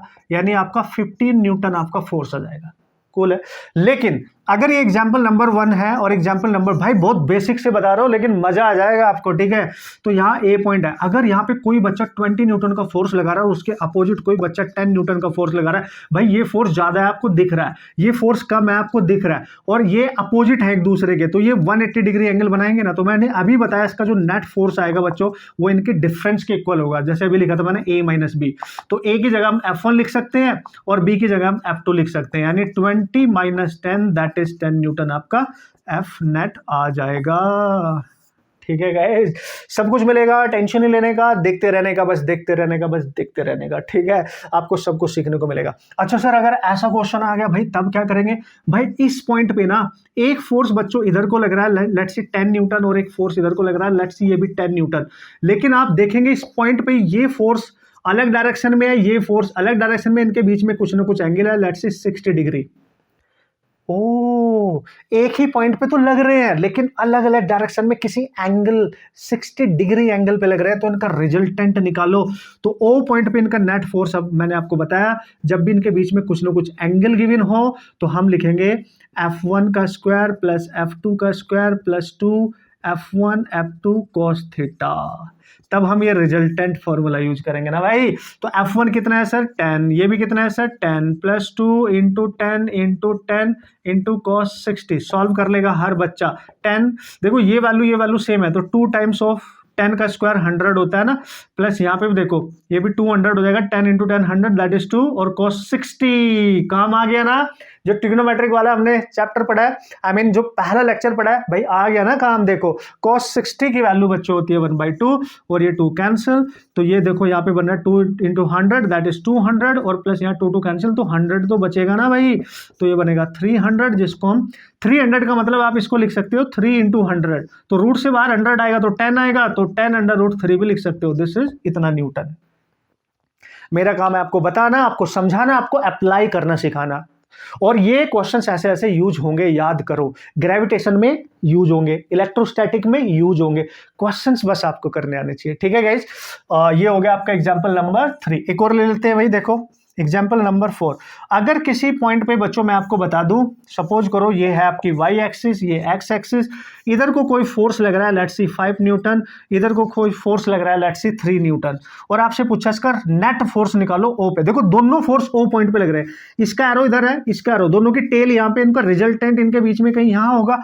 तो भाई मैंने आपको बताया था रिजल्टेंट कैसे निकालते हैं, √ again a² + b² + 2ab cos theta. Whenever both force not acting in same direction or opposite direction, always use resultant formula। ठीक है, तो क्या करेंगे सर, देख लो बच्चों, एक फोर्स इसको मान लो, एक इसको, लेट्स सी F1 है, यानी a, यानी 5 का स्क्वायर प्लस ये 3 का स्क्वायर प्लस 2 × 3 × 5। अब इन दोनों के बीच का एंगल देखो, एक एक्स एक्सिस पे, एक वाई, और एक्स एक्सिस पे और वाई एक्सिस पे अगर है तो इनके बीच का एंगल हमेशा 90, और ये हो जाएगा cos 90। और याद करो बच्चों, cos 90 की वैल्यू कितनी होती है? याद आया? नहीं आया तो थप्पड़ मारो खुद को, जीरो होती है, cos 90 जीरो होता है, ठीक है। अगर जीरो होता है, ये सारे नंबर देखो यहाँ से यहाँ तक मल्टीप्लाई होके जीरो हो जाएंगे, तो यार यहाँ पे क्या बच रहा है आपके पास, केवल that is 25, that is 9 plus ये पूरा जीरो, क्योंकि cos 90 इसमें मल्टीप्लाई हो रखा है, पूरा जीरो। बस सॉल्व कर लो, 34 इतना Newton. This is your resultant. यानी आप आज के बाद ये भी याद रख सकते हो नोट करके कि अगर दोनों वेक्टर के बीच एंगल 90 डिग्री है तो वो परपेंडिकुलर होंगे एक दूसरे के, यानी 90 डिग्री पे एक्ट कर रहे होंगे। यानी अगर वेक्टर ए इधर है तो वेक्टर बी उसके परपेंडिकुलर इधर होगा, और इनका रिजल्टेंट हमेशा ए स्क्वायर प्लस बी स्क्वायर उस पर होल रूट होगा, क्योंकि 2ab वाला टर्म तो कैंसिल हो जाएगा, जीरो हो जाएगा।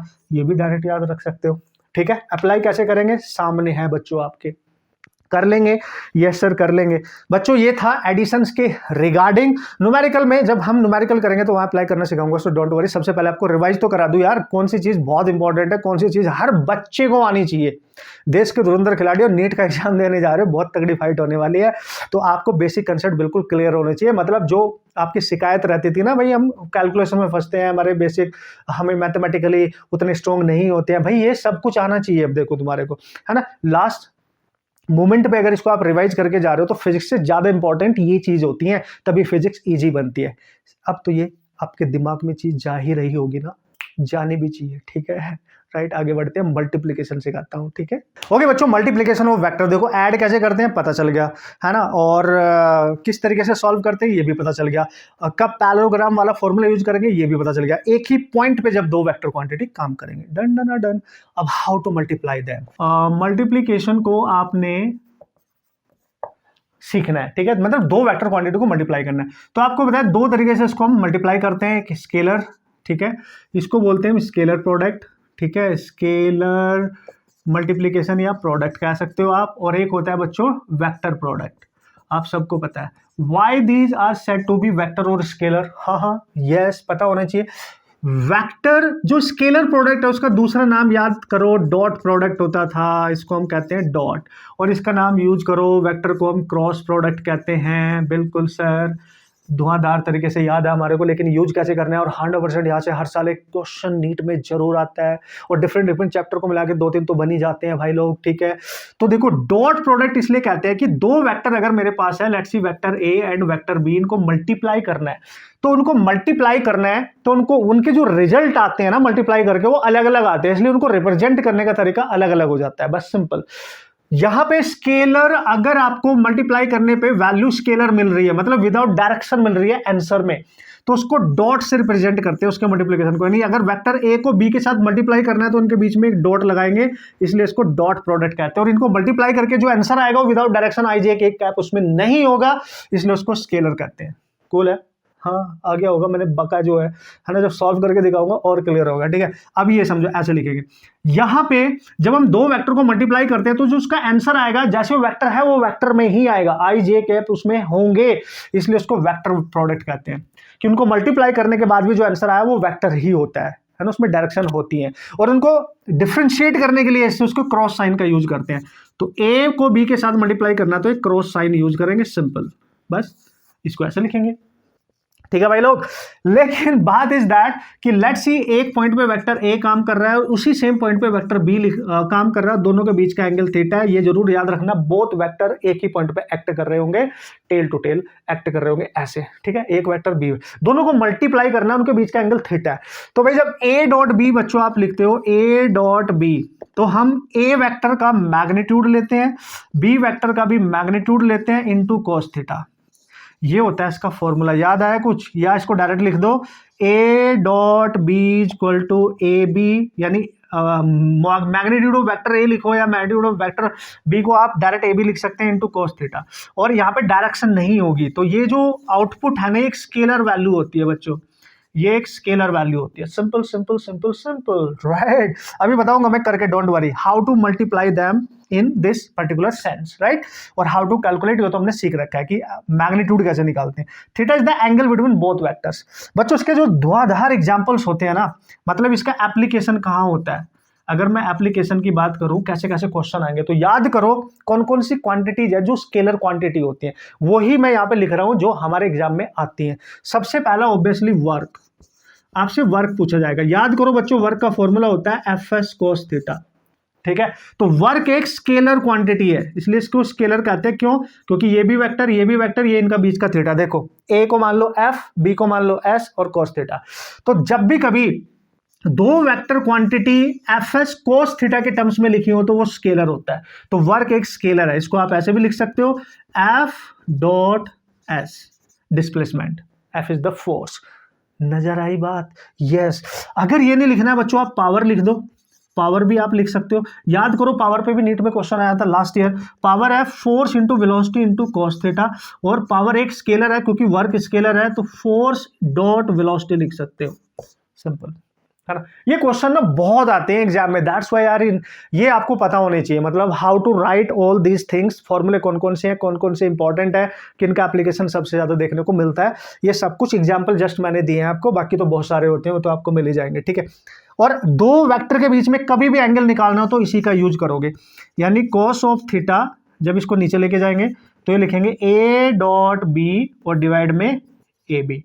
तो यहां से ए डॉट बी अलग से निकाल लेंगे, ए बी निकाल लेंगे और कॉस थीटा निकाल लेंगे, वैल्यू पुट करके आपका आंसर आ जाएगा। कूल है बॉस। एंगल भी निकाल सकते हैं दो वेक्टर के बीच में using the dot product, simple, क्योंकि उसके आंसर में डायरेक्शन नहीं है। तो भाई ऐसे याद रखना है। अभी मैं आपको एक्सप्लेन करने वाला हूं इसको, फिर दोनों के अलग अलग एग्जांपल्स बताऊंगा न्यूमेरिकल के थ्रू कैसे करोगे, क्योंकि यही फाइनल डेस्टिनेशन है, यही आना चाहिए हर बच्चे को। ठीक है। अब देखो सर ए क्रॉस बी अगर मैं लिख रहा हूं तो उसको फॉर्मूला क्या लिखूंगा? ए क्रॉस बी को आप लिखोगे as it is magnitude of a magnitude of b बच्चों इंटू साइन ऑफ थीटा। लेकिन चूंकि ये तो मैग्नीट्यूड है, डायरेक्शन भी बतानी पड़ेगी, तो यहाँ एन कैप लगाते हैं। यूनिट वेक्टर होता है जो ए और बी दोनों के परपेंडिकुलर होता है और इनके प्लेन के भी परपेंडिकुलर होता है, यूनिट वेक्टर। और याद करो यूनिट वेक्टर का यूज होता है टू डिफाइन द डायरेक्शन, मतलब इसमें डायरेक्शन है। ठीक है। तो इसमें डायरेक्शन है, तो ये क्रॉस प्रोडक्ट होता है। अब क्रॉस को कैसे निकालें वो सीखना है, how to find dot product ये सीखना है। ठीक है। इनको मल्टीप्लाई कैसे करें डॉट में क्रॉस में ये सीखना है। फॉर्मूला तो चलो सर पता चल ही गया। ठीक है। कूल है। Yes sir. तो ये मैं आपको सिखाऊंगा, डोंट वरी। अगर मैं इसके एप्लीकेशन की बात करूं बच्चों, बहुत एप्लीकेशन है, आपको पता है। टॉर्क आप निकाल सकते हो, सबसे इंपॉर्टेंट। टॉर्क को आप लिखते थे आर क्रॉस एफ, यानी पोजिशन वेक्टर, और ये फोर्स है। वेलोसिटी आप लिखते थे बच्चों ओमेगा क्रॉस आर। ये सारी वैल्यूज है और बहुत सारे फॉर्मूले होते हैं, आप सबको पता तो है ही यार, जिसमें भी साइन थीटा आएगा, ए बी साइन थीटा, है ना। आप मैग्नेटिज्म में चले जाओ, जहां पे भी इस तरीके के रिलेशन है वहां पे आपको पता है। याद करो एक फोर्स आप यूज करते थे q v b sine of theta. तो क्यू को अगर बाहर ले लूं तो फोर्स को मैं यहाँ पे लिख सकता हूँ, क्यू को बाहर लूंगा वी क्रॉस बी। याद आया, मैग्नेटिक फोर्स होता है ना, कि मैग्नेटिक फील्ड में जो चार्ज पार्टिकल वेव वेलोसिटी के साथ जा रहा होगा। इस तरीके के बहुत सारे फॉर्मूले हैं जिनको आप लिख सकते हो, जिनका एप्लीकेशन यहाँ पे आपको करना आना चाहिए, टॉर्क एंड ऑल। ठीक है। This is your cross product. अब इनको सॉल्व कैसे करना है, इनकी कैलकुलेशन कैसे करनी है, ये सब सीखना है। ये तो सीखना ही पड़ेगा, इसके बिना तो बात बनेगी ही नहीं, क्योंकि ये तो हमने थ्योरी पढ़ ली है। इसको अप्लाई करना मतलब इनको सीखना कि कैसे क्वेश्चंस बनेंगे। ओके बच्चों, one by one cross and dot दोनों देख लेंगे, टेंशन नहीं लेने का। ठीक है। चलो भाई, सबसे पहले फॉर एग्जाम्पल नंबर 1 ले रहा हूं मैं। सपोज करो मेरे पास एक वेक्टर है बच्चों आई cap plus j cap plus 2k cap.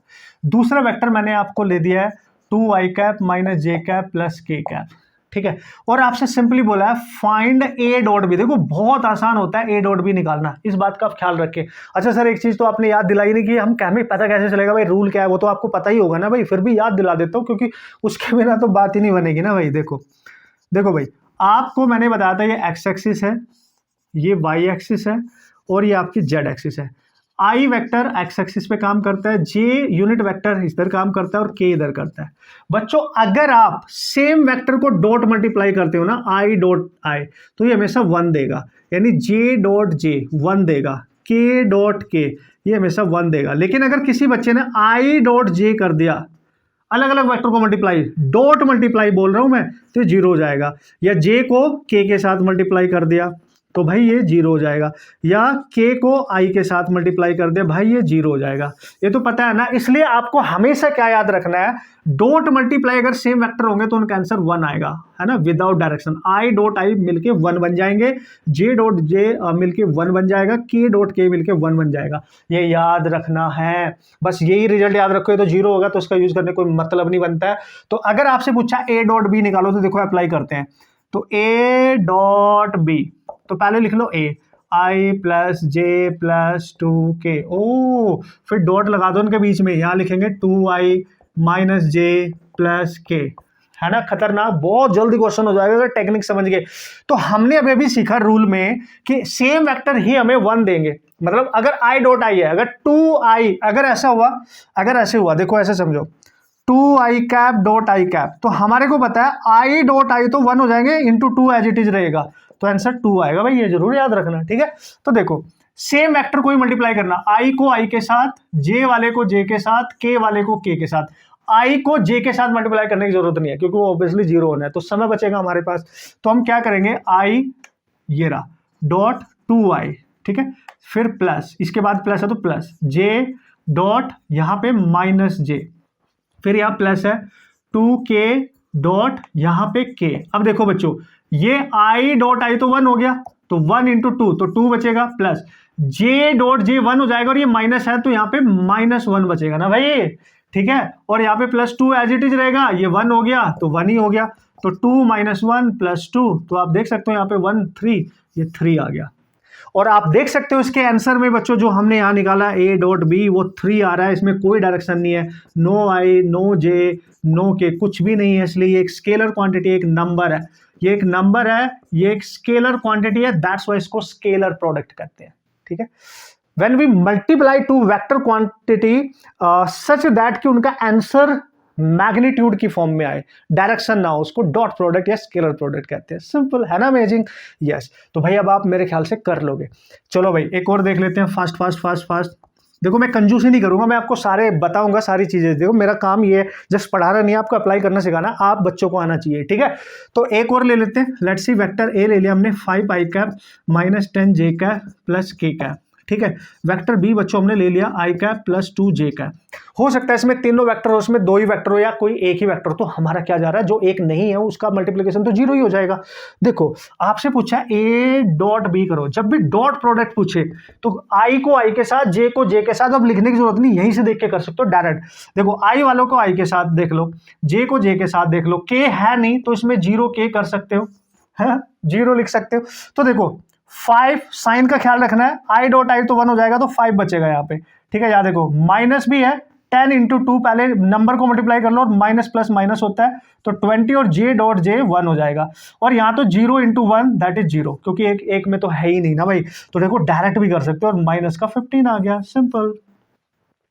तो आपने सेम वेक्टर को मल्टीप्लाई करना है, सिंपल, डॉट प्रोडक्ट में, है ना, बहुत लेंथी करने की बिल्कुल भी जरूरत नहीं है। ठीक है boss, okay, I hope you understood guys. और क्वेश्चन आप आराम से बना सकते हैं अगर आपको मल्टीप्लाई करना आ गया, तो हमारा मेन टारगेट है मल्टीप्लाई करना आना चाहिए। क्वेश्चन तो फिर कैसे भी आ जाएगा, हम कर ही लेंगे ना भाई, है ना। First of all we have to learn the concept how to multiply them, right. तो this is the dot product जिसके अकॉर्डिंग आप कर सकते हैं। मैं आपको क्रॉस प्रोडक्ट सिखाने वाला हूँ, ठीक है, उसमें थोड़ा दम लगेगा, आपका दिमाग लगेगा, आपकी मेहनत लगेगी, आपको प्रैक्टिस लगेगी क्रॉस प्रोडक्ट में, ठीक है। तो इसलिए तैयार रहो बॉस। चलो भाई धरती के चांद सितारों, जल्दी से स्टार्ट कर लेते हैं अपना cross product, and that is seriously very very amazing. बहुत बार इसका सामना आपको फिजिक्स में करना ही पड़ेगा बॉस।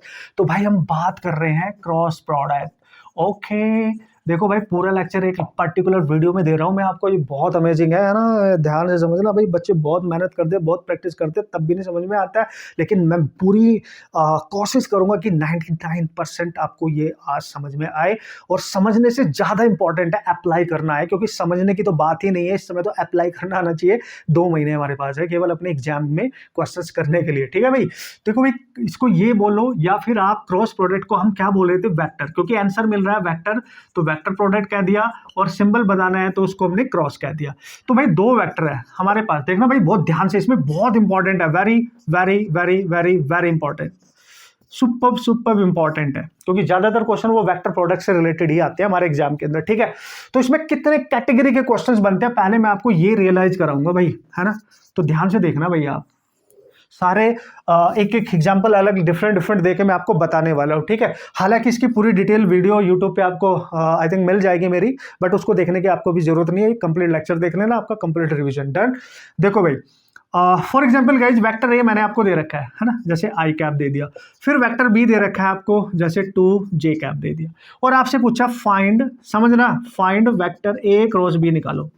तो बच्चों जब भी ए क्रॉस बी, यहां पे आपको डिटरमिनेंट मेथड यूज करना पड़ता है, वेरी वेरी इंपॉर्टेंट, कि आपको मल्टीप्लाई कैसे करना है। ये डिपेंड करेगा जो वेक्टर्स आपको दे रखे हैं वो कितने टर्म्स में दे रखे हैं। अगर आप ध्यान से देखें, ए की भी एक ही वेक्टर है, बी की भी एक ही वेक्टर है, तो आपको डायरेक्ट मल्टीप्लाई करना है। डायरेक्ट मतलब कैसे, मतलब ए क्रॉस बी, और इसमें चूंकि डायरेक्शन मिलेगी आपको आउटपुट में, इसलिए अगर ए पहले लिखा है तो ए की वैल्यू ही पहले लिखनी है, बी बाद में लिखा है तो बी की वैल्यू बाद में लिखनी है। इस बात का ख्याल रखना। अगर मैं अभी इधर को जा रहा हूं तो मेरा थोबड़ा इधर है, डायरेक्शन मेरी इधर है, लेकिन बच्चों अगर मैं इधर को जाऊंगा तो अब मेरा चेहरा इधर है, तो मैं इधर जा रहा हूं, तो डायरेक्शन मैटर करेंगी।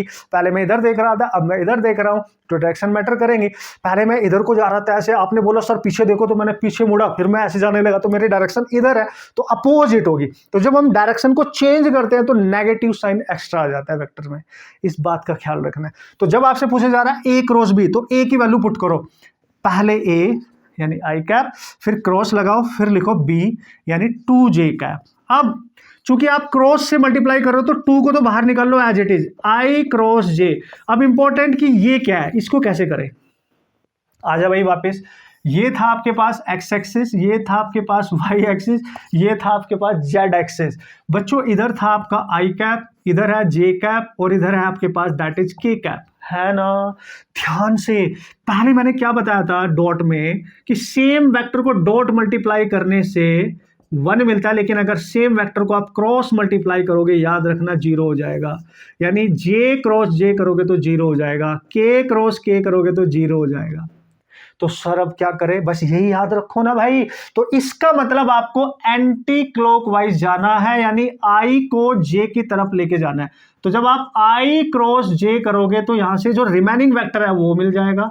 फिर आप जब जे क्रॉस के करोगे, यानी जे को के मल्टीप्लाई करोगे, तो आपको रिमेनिंग आई बचा। फिर आपको के साथ आई करना है, यानी के वेक्टर क्रॉस आई वेक्टर करना है, तो यहां पे आपको जे मिल जाएगा। याद आई बात, यानी आपने एंटी क्लॉकवाइज मल्टीप्लिकेशन रूल याद रखना है। आई क्रॉस जे, मैं एक बार फिर से, आई क्रॉस जे तो बचा के, तो के लिख दो, जे क्रॉस के तो बचा आई लिख दो, फिर के क्रॉस आई तो बचा जे लिख दो। लेकिन अगर इसका उल्टा कर दिया आपने, देखो उसको रिवर्स करो, जे क्रॉस आई तो डायरेक्शन बदल गई, पहले जे आ गया, तो बच्चों यहां माइनस लगा देना बस। सिमिलरली यहां पे क्या लिखोगे, देखो के क्रॉस जे तो यहां माइनस आई लिख देना। फिर यहां क्या करोगे, आई क्रॉस के तो यहां पे माइनस जे लिख देना। तो इसका मतलब अलग अलग वेक्टर को मल्टीप्लाई करके आंसर वेक्टर में मिलेगा, लेकिन सेम वेक्टर को मल्टीप्लाई करने के बाद इसमें 0 हो जाता है। समझ गए लॉजिक, ये याद रहना। अब देखो यहां पे देखो 2 तो एज इट इज रहेगा, i cross j and use the rule anti clockwise, understood.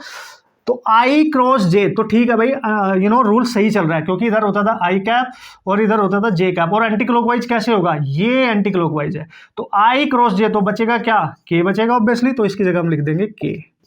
ये देख लो यहां से, ठीक है। तो ये है आपका आंसर, और इसमें ए क्रॉस बी का प्रोडक्ट आपके पास आ चुका है, दैट इज 2 के कैप। और इसमें आंसर में के कैप है, मतलब डायरेक्शन है, इसलिए इसको वेक्टर प्रोडक्ट कहते हैं, क्योंकि इसमें डायरेक्शन मिल रही है।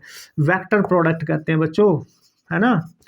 ये ध्यान से समझना, अगर सिंगल वेक्टर है डायरेक्ट मल्टीप्लाई करना। हर एग्जांपल दूंगा, सो टेंशन मत लो, आपको हर एग्जांपल दूंगा कि कैसे कैसे वेक्टर आएंगे, आपने कैसे कैसे उनका यूज करना है, तो बेस्ट रहेगा ना भाई आपके लिए। समझते रहना बच्चों, मैं आपसे बातें कम कर रहा हूं, पढ़ा ज्यादा रहा हूं, तो मेरा फोकस है कि इस वीडियो को मैं इसमें सब कुछ बता सकूं, आपको कुछ छूटे ना, मेरे को एक्स्ट्रा अलग से नहीं बनाने पड़े, एक ही वीडियो में आपको सब कुछ मिल जाए, मेरा मेन मुद्दा ये है। इसलिए आप मस्त तरीके से समझते रहना, डाउट होगा कमेंट करके बता जरूर देना, कहाँ समझ में नहीं आया ये भी बता देना, विदाउट एनी हेजिटेशन, बिल्कुल भी सोचने का नहीं, बिना सोचे समझे आप अपने डाउट्स क्लियर कर सकते हो भाई, तभी फायदा है, क्योंकि नीट देना है, समझ गए। चलो भाई नेक्स्ट क्वेश्चन देख लेते हैं फटाफट। तो देखो भाई इसमें दिया है वेक्टर ए, सपोज करो बच्चों ए आई जे दे दिया आपको, और बी की वैल्यू आपको दे दी कुछ 2, जे कैप लिख लो, चलो इसको, ठीक है। जे कैप क्यों लिखना, दैट इज आप लिख लो 3 के कैप, है ना, ऐसे लिख लेते। देखो इसको भी डायरेक्ट ही मल्टीप्लाई करना है, जब भी एक वेक्टर में 2 वैल्यूज हो, दूसरे वेक्टर में एक ही हो, है ना, इनको भी डायरेक्ट मल्टीप्लाई करो, जल्दी से हो जाएगा, डिटरमिनेंट मेथड यूज नहीं करना है। तो हम लिखेंगे ए क्रॉस बी, ए क्रॉस बी, तो ए की वैल्यू पहले आई, यहां पे बहुत ध्यान रखना, वैल्यू पुट करनी ही पड़ेगी आपको, और ऑर्डर में करनी है, पहले ए तो ए, फिर बी तो बी, ठीक है। अब जो ए की वैल्यूज है ना, दोनों को अलग अलग मल्टीप्लाई करो। देखो पहले देख लो कहीं सेम वेक्टर तो नहीं है, देखो आई को इसके साथ मल्टीप्लाई करो, तो कैसे लिखूंगा, आई क्रॉस 3k कैप लिख लिया। फिर इसके बाद प्लस है, इसका तो हो गया। फिर इसको इसमें मल्टीप्लाई करो तो 2 इंटू 3, पहले तो 6 लिख लो। फिर पहले जे है फिर के है, तो पहले जे लिखो फिर के। किसी बच्चे ने अगर लिख दिया के क्रॉस जे तो आंसर गलत हो जाएगा भाई, है ना। जो पहले है उसको पहले लिखना है भाई, ठीक है। वेक्टर पढ़ रहे हो आप तो 3 एज इट इज बाहर निकाल लो, ये आई क्रॉस के आ गया। रूल याद रखने का, जे क्रॉस के रूल याद रखो, जे से के की तरफ जा रहा तो आई बचेगा ना, अभी लिखा था देख लेना पीछे। और यहां पे देखो आई क्रॉस के है, जबकि रूल कहता है के क्रॉस आई होना चाहिए, तो माइनस का जे लिखेंगे, याद आया। और प्लस 6 आई कैप, तो बच्चों -3 j cap plus 6 i cap, this is your answer. अब ये रूल पता होना चाहिए आपको, तभी बनेगी बात। तो मैं कहां पे गलती होती है बच्चों से कि गलत मल्टीप्लाई मत करना, और ये सब कुछ आपको क्लियर होना चाहिए। Understood boss? Yes. For example guys, अगर मैं आपसे ले लूं, देखो ध्यान से, वेक्टर ए आपको दिया मैंने i cap plus j cap, let's see. Vector B मैंने आपको दिया 2 i cap minus k cap, और आपसे बोला ए क्रॉस बी निकालो। बच्चों इन दोनों में दो वैल्यूज है, इनको भी डायरेक्ट मल्टीप्लाई कर सकते हो, कोई दिक्कत नहीं होगी, आराम से कर लोगे। बस पेशेंस रखना पड़ेगा आपको थोड़ा सा। जैसे ए की वैल्यू देखो, आई plus J cross 2 i cap minus k cap. अब इसकी दोनों वैल्यू को इन दोनों में मल्टीप्लाई करना है ना, अलग अलग। पहले आई को इसमें, फिर आई को इसमें, फिर जे को इसमें, फिर जे को इसमें, आराम से आई क्रॉस दिस, यानी आई क्रॉस। देखो अच्छा एक चीज और है, आई को और आई में मल्टीप्लाई करेंगे तो जीरो ही होगा, तो उसको अवॉइड कर सकते हो। सेम वेक्टर को क्रॉस मल्टीप्लाई नहीं करना है तो अवॉइड कर दो, आई क्रॉस आई लिखना ही नहीं है। आई क्रॉस ये लिखो बस, आई क्रॉस माइनस के कैप, ठीक है सर, इसका तो हो गया क्योंकि एक तो जीरो हो जाएगा। जे को इसके साथ plus J cross 2 i cap, फिर जे को इसके साथ माइनस जे क्रॉस, क्योंकि ये माइनस है, इंटू के, ठीक है।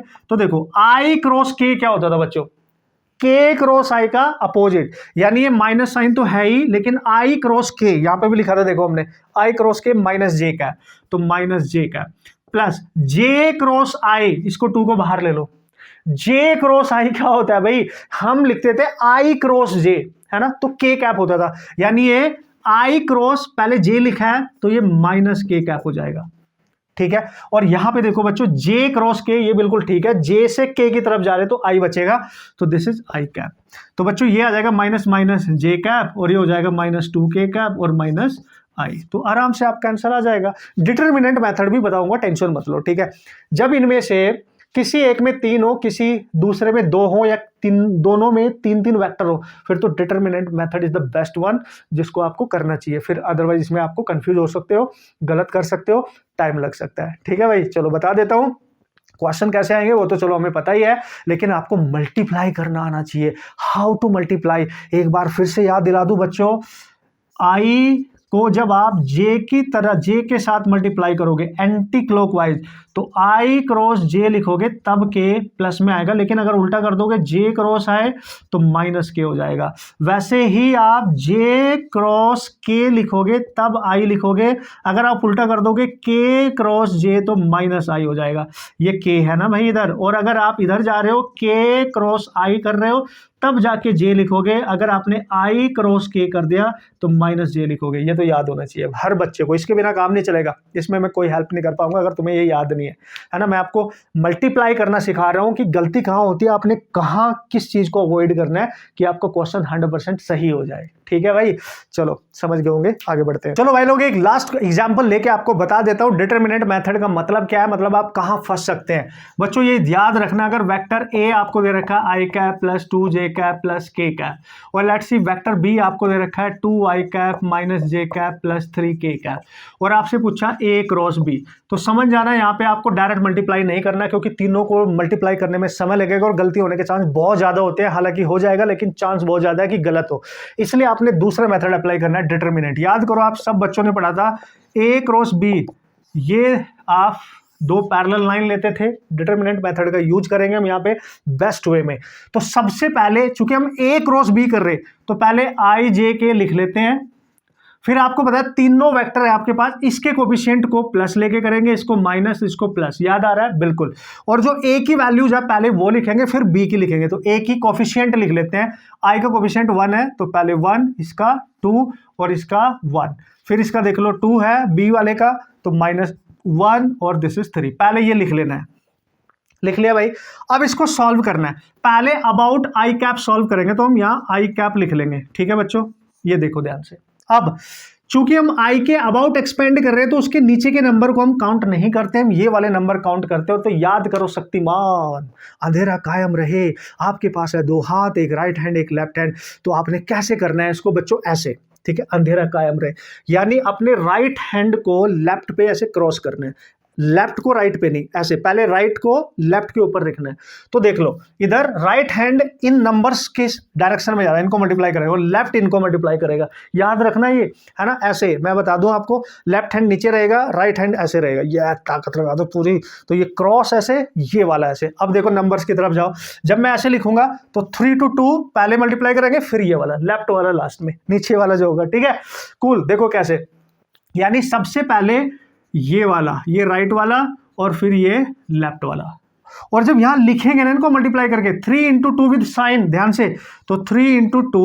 और चूंकि हम यहाँ पे सॉल्व कर रहे हैं और रूल ये कहता है कि जब आप इन नंबर्स को मल्टीप्लाई करोगे तो यहाँ माइनस यूज करना है, ये रूल का माइनस है, यानी लेफ्ट हैंड को, लेफ्ट हैंड वाले जो नंबर्स हैं यानी ये वाले, इनको मल्टीप्लाई करने से पहले माइनस लेना ही है। तो दिस इंटू दिस, और ये ऑलरेडी माइनस है तो -1 into 1, बस क्लोज कर दो। This is the rule guys, this is the rule, यानी पहले ये फिर माइनस ये। कूल कूल, ये एल है भाई, लेफ्ट लिखा है मैंने, और ये राइट लिखा है। फिर जे के अबाउट एक्सपेंड करो, तो जे का कोफिशिएंट ऑलरेडी नेगेटिव लेना है, तो यहाँ -j कैप लिखेंगे बच्चों।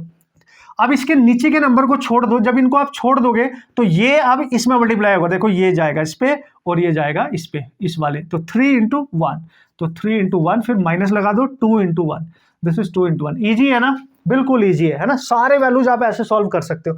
फिर बच्चों के वाला देख लो, तो के कैप, अब देखो के के नीचे वाले नंबर छोड़ दो तो बचा ये, तो ये जाएगा इसके पास, तो -1 into 1, यानी -1 into 1, फिर माइनस लेफ्ट वाले, यानी ये राइट ये लेफ्ट, यानी 2 into 2, यानी 2 into 2।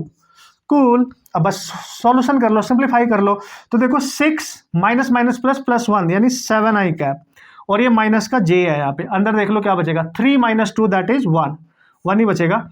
और यहाँ देख लो के कैप, अंदर बचेगा ये -1 माइनस का 4 5 माइनस का 5, तो और अच्छे से लिख लो 7 आई कैप -j कैप -5 के कैप। एक बार आप चेक कर ले बच्चों, ये आ गया A cross B। Very important, this is how you can multiply them. बस कैलकुलेशन करते समय ध्यान रखना, जब जे के अबाउट करोगे तो ये माइनस मत भूलना, ये बच्चे गलती कर देते हैं। कैसे मल्टीप्लाई करना है सब कुछ आपके सामने, अंधेरा कायम रहे। पहले आप लेंगे राइट वाले हैंड वाले, राइट हैंड वाले नंबर को मल्टीप्लाई, फिर ये डॉट डॉट बना रहा हो जो उसके नीचे होगा यानी लेफ्ट वाले, और फिर राइट हैंड वाले नंबर को मल्टीप्लाई करके माइनस करना है लेफ्ट हैंड वाले को। This is the rule, you can remember it. आपके पास दो हाथ है, दोनों को ऐसे क्रॉस करो, सिंपल, राइट। तो ऐसे आप यूज करोगे भाई। टॉर्क वाले सारे क्वेश्चन ऐसे ही तो होंगे, जिसमें भी क्रॉस प्रोडक्ट है वो सारे क्वेश्चन ऐसे ही तो होंगे। ये रूल याद रखना जरूरी है भाई।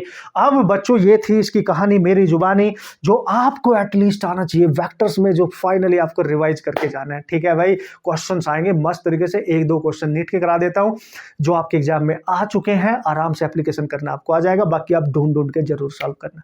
उम्मीद करता हूँ आपको मजा आया होगा और आपको ये अप्लाई करना आया होगा। मजा मैं तभी समझूंगा जब आपको ये अप्लाई करना आएगा, आप इसका यूज करके क्वेश्चन सॉल्व कर पाएंगे, ठीक है बच्चों।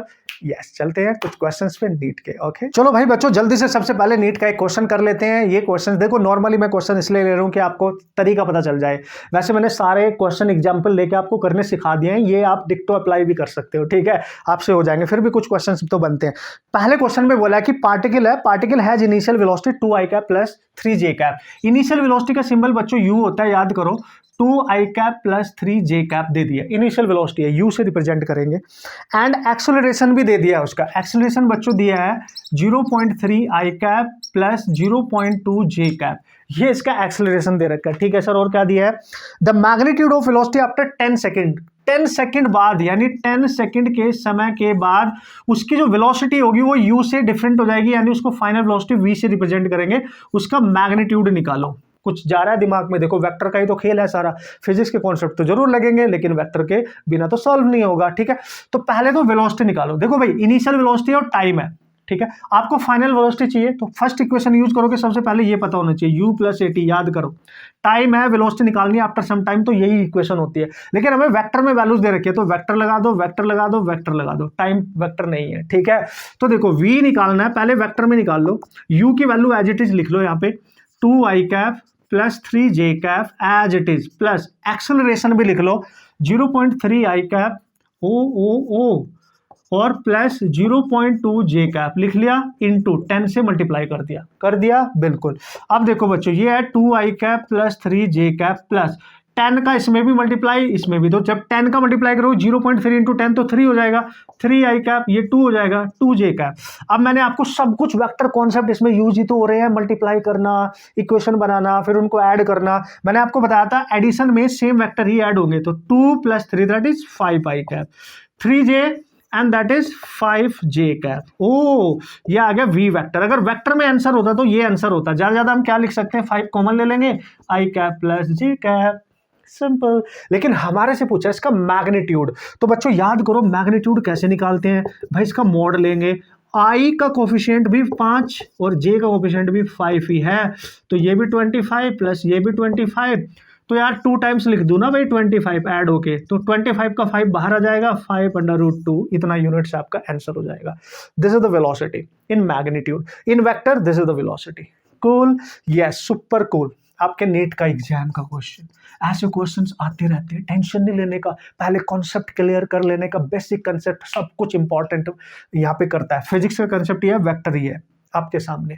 आगे बढ़े, यस समझ में आ गया, खुश हो जाओ यार, मुस्कुरा दो यार, कमेंट करके बता भी दिया करो यार, और लोगों तक फैला दो अगर कंटेंट आपकी सीरियसली ऑसम तरीके से हेल्प कर रहा है। मेरी भी हेल्प होगी जब ज़्यादा से ज़्यादा बच्चे देखेंगे। मेरा भी ड्रीम है यार, ये आपके बिना पूरा नहीं होगा। आपका ड्रीम मैं पूरा करूंगा, आपको फिजिक्स सिखा के बेस्ट वे में न्यूमेरिकल सॉल्व कैसे करने हैं, आपके नीट में अच्छा स्कोर दिला के। Okay guys, here we go, this is the next question. Awesome question है, काफी बच्चे इसमें गलती कर सकते हैं, लेकिन कॉन्सेप्ट अगर क्लियर है तो मजा आ जाएगा, कोई टेंशन वाली बात नहीं होगी। बच्चों क्वेश्चन में बोला particle is moving such that its position जो कोऑर्डिनेट है वो दे रखे हैं 2, 3 एट t इक्वल टू 0। जब वो पार्टिकल t 0 पे है तो उसके कोऑर्डिनेट दे रखे हैं 2, 3। अभी मैंने बताया जब भी कोऑर्डिनेट गिवन हो मतलब उसका पोजीशन वेक्टर होता है, t 0 पे है, फिर वो आफ्टर सम टाइम चूंकि वो चल रहा है तो समय तो लगेगा भाई चलने में, जैसे आप घर से बाहर निकले कोऑर्डिनेट उसके चेंज हो गए 2 सेकंड के बाद 6, 7 यानी 6, 7 मीटर पे वो चला जा चुका है 2 सेकंड के बाद। ये 0 सेकंड है, 0 सेकंड पे आप अपने घर पे थे, आपके कोऑर्डिनेट ये थे, आफ्टर सम टाइम इतने हो गए। फिर और वो चला और टाइम 5 सेकंड के बाद 13, 14 हो गए, यानी जब t सेकंड 5 सेकंड हुआ तो कोऑर्डिनेट्स उसके 13 मीटर और 14 मीटर देखने को मिल गए, ठीक है, मीटर में दे रखा है। तो इनिशियल टाइम बच्चों ये है और फाइनल टाइम इसका ये है, और ये बीच का टाइम है ना। तो 0 से फाइनली 5 सेकंड पे आके रुका और उसने देखा मैं यहाँ पे पहुंच चुका हूँ। एक्स एक्सिस पे 13 मीटर और वाई एक्सिस पे 14 मीटर, ये मैंने सिखाया था कि पहला वैल्यू एक्स का होता है। आपसे पूछा एवरेज वेलोसिटी बताओ 0 से 5 सेकंड के बीच में, एवरेज वैल्यू बताओ, एवरेज वेलोसिटी। भाई आपसे एवरेज वेलोसिटी पूछ रहा है, आप समझो बात को, how to find velocity. Velocity तो एक वेक्टर है और वो 0 से चला और फाइनल यहाँ रुका, हमें इनिशियल से मतलब है, आप समझो, और हमें फाइनल जाना है। और आप सब बच्चों को पता होगा वेलोसिटी इक्वल टू होती है डिस्प्लेसमेंट अपॉन टाइम। लेकिन अगर पूछे एवरेज वेलोसिटी तो भाई एवरेज वेलोसिटी वेक्टर में लिखेंगे, और वेलोसिटी जब एवरेज लिखेंगे पोजीशन चेंज हो रही है, डिस्प्लेसमेंट चेंज इन पोजीशन होता है, याद करो, यानी delta R upon delta T. याद आया, एक तो ये फॉर्मूला याद होना चाहिए। और ये डेल्टा आर मतलब उनकी पोजीशन का चेंज, यानी इनिशियल एंड फाइनल, बीच में वो कहाँ था हमें कोई मतलब नहीं है, इनिशियल से मतलब और फाइनल से, just put the values guys. और देखो आप जब वेक्टर में आंसर दे रखा है इसलिए मैं वेक्टर में लिख रहा हूं भाई। तो देखो फाइनल चेंज यानी फाइनल पोजीशन, इनिशियल पोजीशन, और टाइम कितना है फाइनल, t2 माइनस t1, हर बच्चा पुट करेगा। देखो r2 फाइनल पोजीशन क्या है, ये लेनी है, ये नहीं लेनी, क्योंकि फाइनली वो यहां रुका। तो x एक्सिस पे 13 है 14 है, तो लिख लो, कैसे लिखोगे, 13i cap plus 14j cap, ऐसे लिखते थे, माइनस r1 क्या लिखोगे, ये रहा 2i cap plus 3j cap, और टाइम t2 क्या है फाइनल 5 माइनस 0। भाई सॉल्व कर लो यार, 13 माइनस 2, क्योंकि ये माइनस इसको माइनस करेगा और सेम वेक्टर सब्ट्रैक्ट होते हैं, सेम ही ऐड होते हैं, तो 13 माइनस 2 तो 11i कैप, 14 माइनस 3 ये भी 11j कैप, और डिवाइड में 5 तो 11 कॉमन ले सकते हो, i प्लस j और by 5। This is your answer guys, this is your average velocity. भाई वेलोसिटी तो आ जाएगी, फॉर्मूला याद रखना। लेकिन ये अगर ना पता होता वेक्टर तो कैसे होता क्वेश्चन, समझ गए। तो आई थिंक इसका जो आंसर दे रखा है वो इसी के टर्म्स में दे रखा है, आई जे के टर्म्स में, तो आप कर सकते हैं। तो you have to understand the concept as well, you have to understand how to apply the vectors, right. आगे बढ़े, ये मजा आ रहा है, नीट के क्वेश्चन बेस्ट तरीके से सॉल्व करेंगे आप, मस्त तरीके से। ओके चलो बच्चों, नेक्स्ट क्वेश्चन की बात कर लेते हैं। मेरी जुबानी क्या है उसकी कहानी, ठीक है। क्वेश्चन है वर्क पावर एनर्जी से, ऑब्वियसली बनता ही है, वो तो आता भी रहता है, तो आपको क्वेश्चन करना आना चाहिए, ठीक है भाई। एक अमेजिंग सा क्वेश्चन मैं आपको करा देता हूं। यूनिफॉर्म फोर्स दे रखा है जो एक्ट कर रहा है, भाई फोर्स की वैल्यू बच्चों दे रखी है, जो डेटा है ना पहले उसको लिख लिया करो कि भाई यार सर ये फोर्स की वैल्यू है, बिल्कुल है, ठीक है। Acts on a particle of mass 2 kg, 2 kg मास का एक पार्टिकल है, उस पर एक्ट कर रहा है। Particle is displace from the position this to this, यानी एक पार्टिकल है जो पहले यहां पे था और इसको डिस्प्लेस कर दिया, है ना, एक पोजीशन से दूसरी पोजीशन पे लेके गए, तो ए से बी पे लेके गए होंगे, तो ए की जो पोजीशन है इनिशियल पहले लिख लो कितने दे रखी है ना। जब डिस्प्लेस करते हैं तो मैंने बताया था क्या करना है, डिस्प्लेसमेंट निकालने के लिए चेंज इन पोजीशन भाई, तो that is 2i cap plus के कैप, इसमें दे रखा है 2i कैप प्लस के कैप। और जब यहां पे गया तो फाइनल पोजीशन को कैसे लिखेंगे, कितनी दे रखी है, ऑलरेडी दे रखी है बच्चों, 4i cap plus 3j cap minus k cap, 4 plus 3 और माइनस के कैप दोनों दे रखे हैं। तो ए से बी गया तो डिस्प्लेसमेंट कैसे निकालेंगे उसका, एस लिख लो या एक्स लिख लो, कुछ भी लिख लो, चेंज इन पोजीशन भाई, यानी R2 माइनस R1, और दोनों पोजीशन दे रखी है, तो इसमें से इसको घटाओ तब डिस्प्लेसमेंट आएगा ना भाई, तो इसमें से इसको सब्ट्रैक्ट करना है। तो मैंने बताया था आपको पहले, जिससे करना है उसको लिख लो, 4i cap plus 3j cap minus k cap, फिर माइनस R1 लिख लो, 2i कैप प्लस के कैप। अब देखो घटाना कैसे होता है, सब्ट्रैक्ट कैसे करना है, सेम वेक्टर सेम ही कटेगा, यानी i में से i, j तो है ही नहीं, k में से k, तो आप लिखोगे 4i माइनस 2 यानी 2i कैप, 3j, यहाँ j नहीं है, जीरो मान के चलो तो 3j ही रहेगा।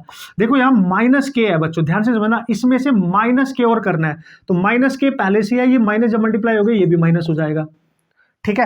तो ये बनेगा 2i प्लस 3j और माइनस 2k, ये बन गया आपका डिस्प्लेसमेंट। सबसे पहले तो ये समझो। आपसे बच्चों पूछा गया what is the work done, है ना, वर्क डन बताओ इस फोर्स ने जो उस पार्टिकल पे लग रहा है इसको डिस्प्लेस करने के लिए। तो बच्चों मैंने आपको अभी बताया था वर्क डन आपका डॉट प्रोडक्ट को रिप्रेजेंट करता है, यानी फोर्स डॉट डिस्प्लेसमेंट। डिस्प्लेसमेंट मैंने निकाल लिया क्योंकि दो पोजीशन दे रखी थी, अगर एक ही होती तो वही रहता उसका, है ना, अगर ओरिजिन से करता शिफ्ट, ठीक है। तो बस डॉट मल्टीप्लाई कर दो, फोर्स कितना है sir, 3i cap plus j cap, और डॉट कितना है sir, 2i cap plus 3j cap minus 2k cap, और डॉट में क्या करते हैं, i को i के साथ, j को j, k तो है नहीं वो तो जीरो हो जाएगा, खत्म।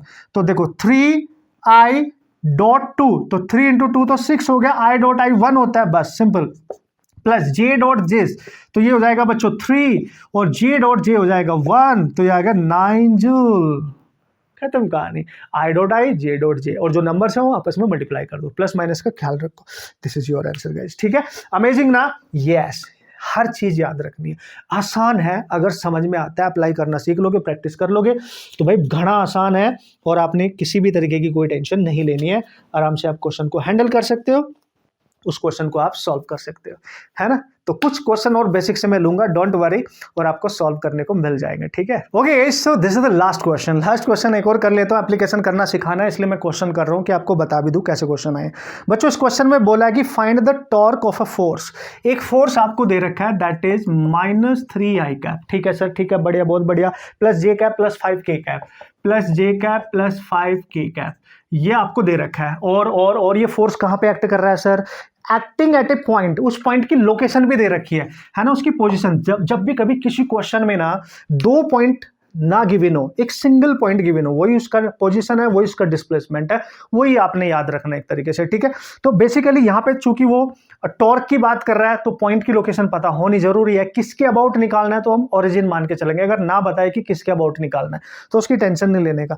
तो हमने क्या करना है, acting at A point 7i cap plus 3j cap plus k cap, तो 7i cap plus 3j cap plus k cap, उसने बोला इतना फोर्स लग रहा है किसी पॉइंट पे जिसका वेक्टर ये दे रखा है, तो बताओ टॉर्क कितना होगा। भाई टॉर्क का फॉर्मूला याद रखो, R क्रॉस F होता है। तो जब तक आपको ये नहीं पता होगा फॉर्मूला क्या, आगे बढ़ने की बात नहीं है, वेक्टर कोई काम नहीं करेगा, पहले तो आपको कॉन्सेप्ट पता होना चाहिए, ठीक है। अब देखो इसमें तीनों वेक्टर है, इसमें भी तीनों वेक्टर है, फोर्स भी पता है, R भी पता है, R पहले लिखा है, F बाद में, ये ध्यान रखना। एफ क्रॉस आर मत करना, क्योंकि वो इसका रिवर्स होगा और उसमें एक माइनस एन एडिशनल आ जाएगा। करेक्ट फॉर्मूला ये होता है, ठीक है, कूल। अब करें कैसे सर? टॉर्क निकालने के लिए आपको डिटरमिनेंट मेथड यूज करना पड़ेगा, क्योंकि तीनों अभी बताया था मैंने, आई जे के। तो पहले ये प्लस लेंगे, माइनस ये प्लस। पहले क्या पहले लिखा है? आर, इसलिए आर की वैल्यू पहले लिखनी है, एफ की मत लिख देना, गलत हो जाएगा क्वेश्चन, ठीक है। तो 7 3 1 कोफिशिएंट लिखते हैं ना, यहाँ पे -3 1 5, बस मल्टीप्लाई कर लो। पहले आई क्या अगेंस्ट, आई के नीचे के नंबर छोड़ो, इसका इसमें, इसका 5 इंटू 3 यानी 3 इंटू 5 माइनस 1 इंटू 1 1 इंटू 1। अब तो याद आ गया होगा, जे के क्रॉस जब करोगे तो माइनस लिखेंगे पहले, ठीक है। अब जे के नंबर छोड़ दो तो 5 7 में मल्टीप्लाई होगा, यानी 5 इंटू 7, ठीक है। फिर ये वाला इसमें मल्टीप्लाई होगा तो -3 इंटू 1, जो माइनस है उनके साथ ऑलरेडी वो लेना है जिट इज भाई, प्लस के कैप, के नीचे के नंबर छोड़ दो तो ये 1 इसमें मल्टीप्लाई होगा, यानी 1 इंटू 7। फिर माइनस, रूल वाला माइनस, ये -3 इंटू 3 हो जाएगा, तो -3 इंटू 3, कूल। सॉल्व कर लो, वही आंसर होगा। तो 15 -1 14 आई कैप, डायरेक्ट लिख रहा हूं मैं यहाँ पे, दैट इज 7 इंटू 5 35, और ये माइनस माइनस प्लस हो जाएगा, तो 35 3 38 हो जाएगा, और माइनस का 38 जे कैप हो जाएगा। यहाँ देखो बच्चों 7 और ये 9 है, और माइनस माइनस प्लस, 7 और 9 कितना हो गया भाई? दैट इज 16, तो प्लस 16 के कैप हो जाएगा। This is your answer, this is your torque. एक बार आप आंसर मैच करा लेंगे बच्चों, इस टाइप का कोई क्वेश्चन आपको है तो वो सही होगा। 14 आई कैप माइनस 38 जे कैप प्लस 16 के cap, this is your answer. मतलब मेन चीज ये है, हाउ टू मल्टीप्लाई दैम, ये आना चाहिए। ये आ गया, बल्ले बल्ले बल्ले, डांस करो, नाचो, कुछ भी करो भाई, बस ये आ गया तो मस्त, आपका क्वेश्चन सॉल्व हो जाएगा। मेरा मेन मुद्दा यही है। तो these are the problems guys. कुछ क्वेश्चंस मैं आपको दे रहा हूं घर से करने के लिए। अगर आपसे बोले इफ, पहला क्वेश्चन, ए क्रॉस बी का मैग्नीट्यूड इक्वल टू √3a.b, तो फाइंड थीटा, यानी एंगल बिटवीन ए और बी वेक्टर के बीच का एंगल निकालो। अगर ए क्रॉस बी का मैग्नीट्यूड √3 टाइम्स है दिस, ये आपने सॉल्व करना है। क्वेश्चन नंबर 2, आंसर बताना मेरे को भाई जी, आंसर, तभी नेक्स्ट लेक्चर दूंगा, अदरवाइज बिल्कुल नहीं दूंगा, ध्यान से, है ना। देखो, ए प्लस बी का मैग्नीट्यूड, है ना, सम का magnitude equal to a minus b का, यानी सब्ट्रैक्शन का मैग्नीट्यूड उनके एडिशन के मैग्नीट्यूड के इक्वल है इफ, तो फाइंड उनके बीच का एंगल क्या होगा। ये 2 क्वेश्चन आपने सॉल्व करके देने हैं। बाकी हर टेक्निक मैंने आपको बता दी, क्वेश्चन कैसे सॉल्व होंगे वेक्टर में, और क्या क्या मेन चीज है जो आपको याद रखनी है। उम्मीद करता हूं आपने एंजॉय किया होगा बच्चों लेक्चर, एंड मैं टू बी कंटिन्यू बोल रहा था, चल रहा था, आपकी तरफ नहीं देख रहा था, आपसे बातें नहीं कर रहा था, अपनी स्पीड स्लो भी नहीं कर रहा था। मैं चाह रहा था एक ही लेक्चर में आपको सब कुछ मिल जाए, और मैं आपको सिखा भी दूं कि किसको अप्लाई कैसे करते हैं। क्योंकि नीट बहुत सारे बच्चे देते हैं, जिन बच्चों के कॉन्सेप्ट क्लियर होंगे बेसिक लेवल पे, वही कैलकुलेशन अच्छे से कर पाएंगे। तो लॉट ऑफ प्रैक्टिस घर पे कर लेना। फिर भी कोई दिक्कत आएगी, मैं आपके लिए हूँ यार, आप कॉमेंट करके बता दिया करो, लेकिन बच्चों तक शेयर करो यार। देखो मेरी रिक्वेस्ट है आप सबसे, है ना, मेरे को मतलब बस ये चाहिए आपका साथ, है ना। मैं आपके साथ हूं हमेशा, जब तक आपका एग्जाम आपसे क्लियर नहीं हो जाता, हमेशा आपको फिजिक्स सिखाने के लिए मैं तैयार हूं। दोस्तों को शेयर करो बस यार। मतलब अगर कंटेंट आपकी हेल्प कर रहा है, या किसी और बच्चे की भी हेल्प कर सकता है, आपको लगता है कि ये किसी और बच्चे को भी सीखने चाहिए, इजीली वो भी सीख सकता है अगर उसके कॉन्सेप्ट बिल्कुल क्लियर नहीं है इतना पढ़ने के बावजूद भी। ठीक है बच्चों, मिलूंगा नेक्स्ट लेक्चर में मैथमेटिक्स की, और उसमें कुछ और बेहतरीन जो चीज आपको होनी चाहिए आपकी कैलकुलेशन को स्ट्रांग बनाने के लिए, फिजिक्स को सीखने के लिए, वो सब। फिर जब हम चैप्टर पढ़ेंगे ना भाई, आप लिटरली देखना कितना आसान हो जाएगा आपसे क्वेश्चन सॉल्व होना। कॉन्सेप्ट तो खैर आना ही चाहिए। ठीक है बच्चों, ऑल दी वेरी बेस्ट। मेहनत करते रहे, खुश रहे और प्रैक्टिस करते रहे। बस टेंशन ज्यादा बिल्कुल भी मत ले, ओवर थिंकिंग बिल्कुल भी मत करे। Just focus on your practice and doubts and your test. Revise करते रहो मस्त तरीके से। Okay, all the best.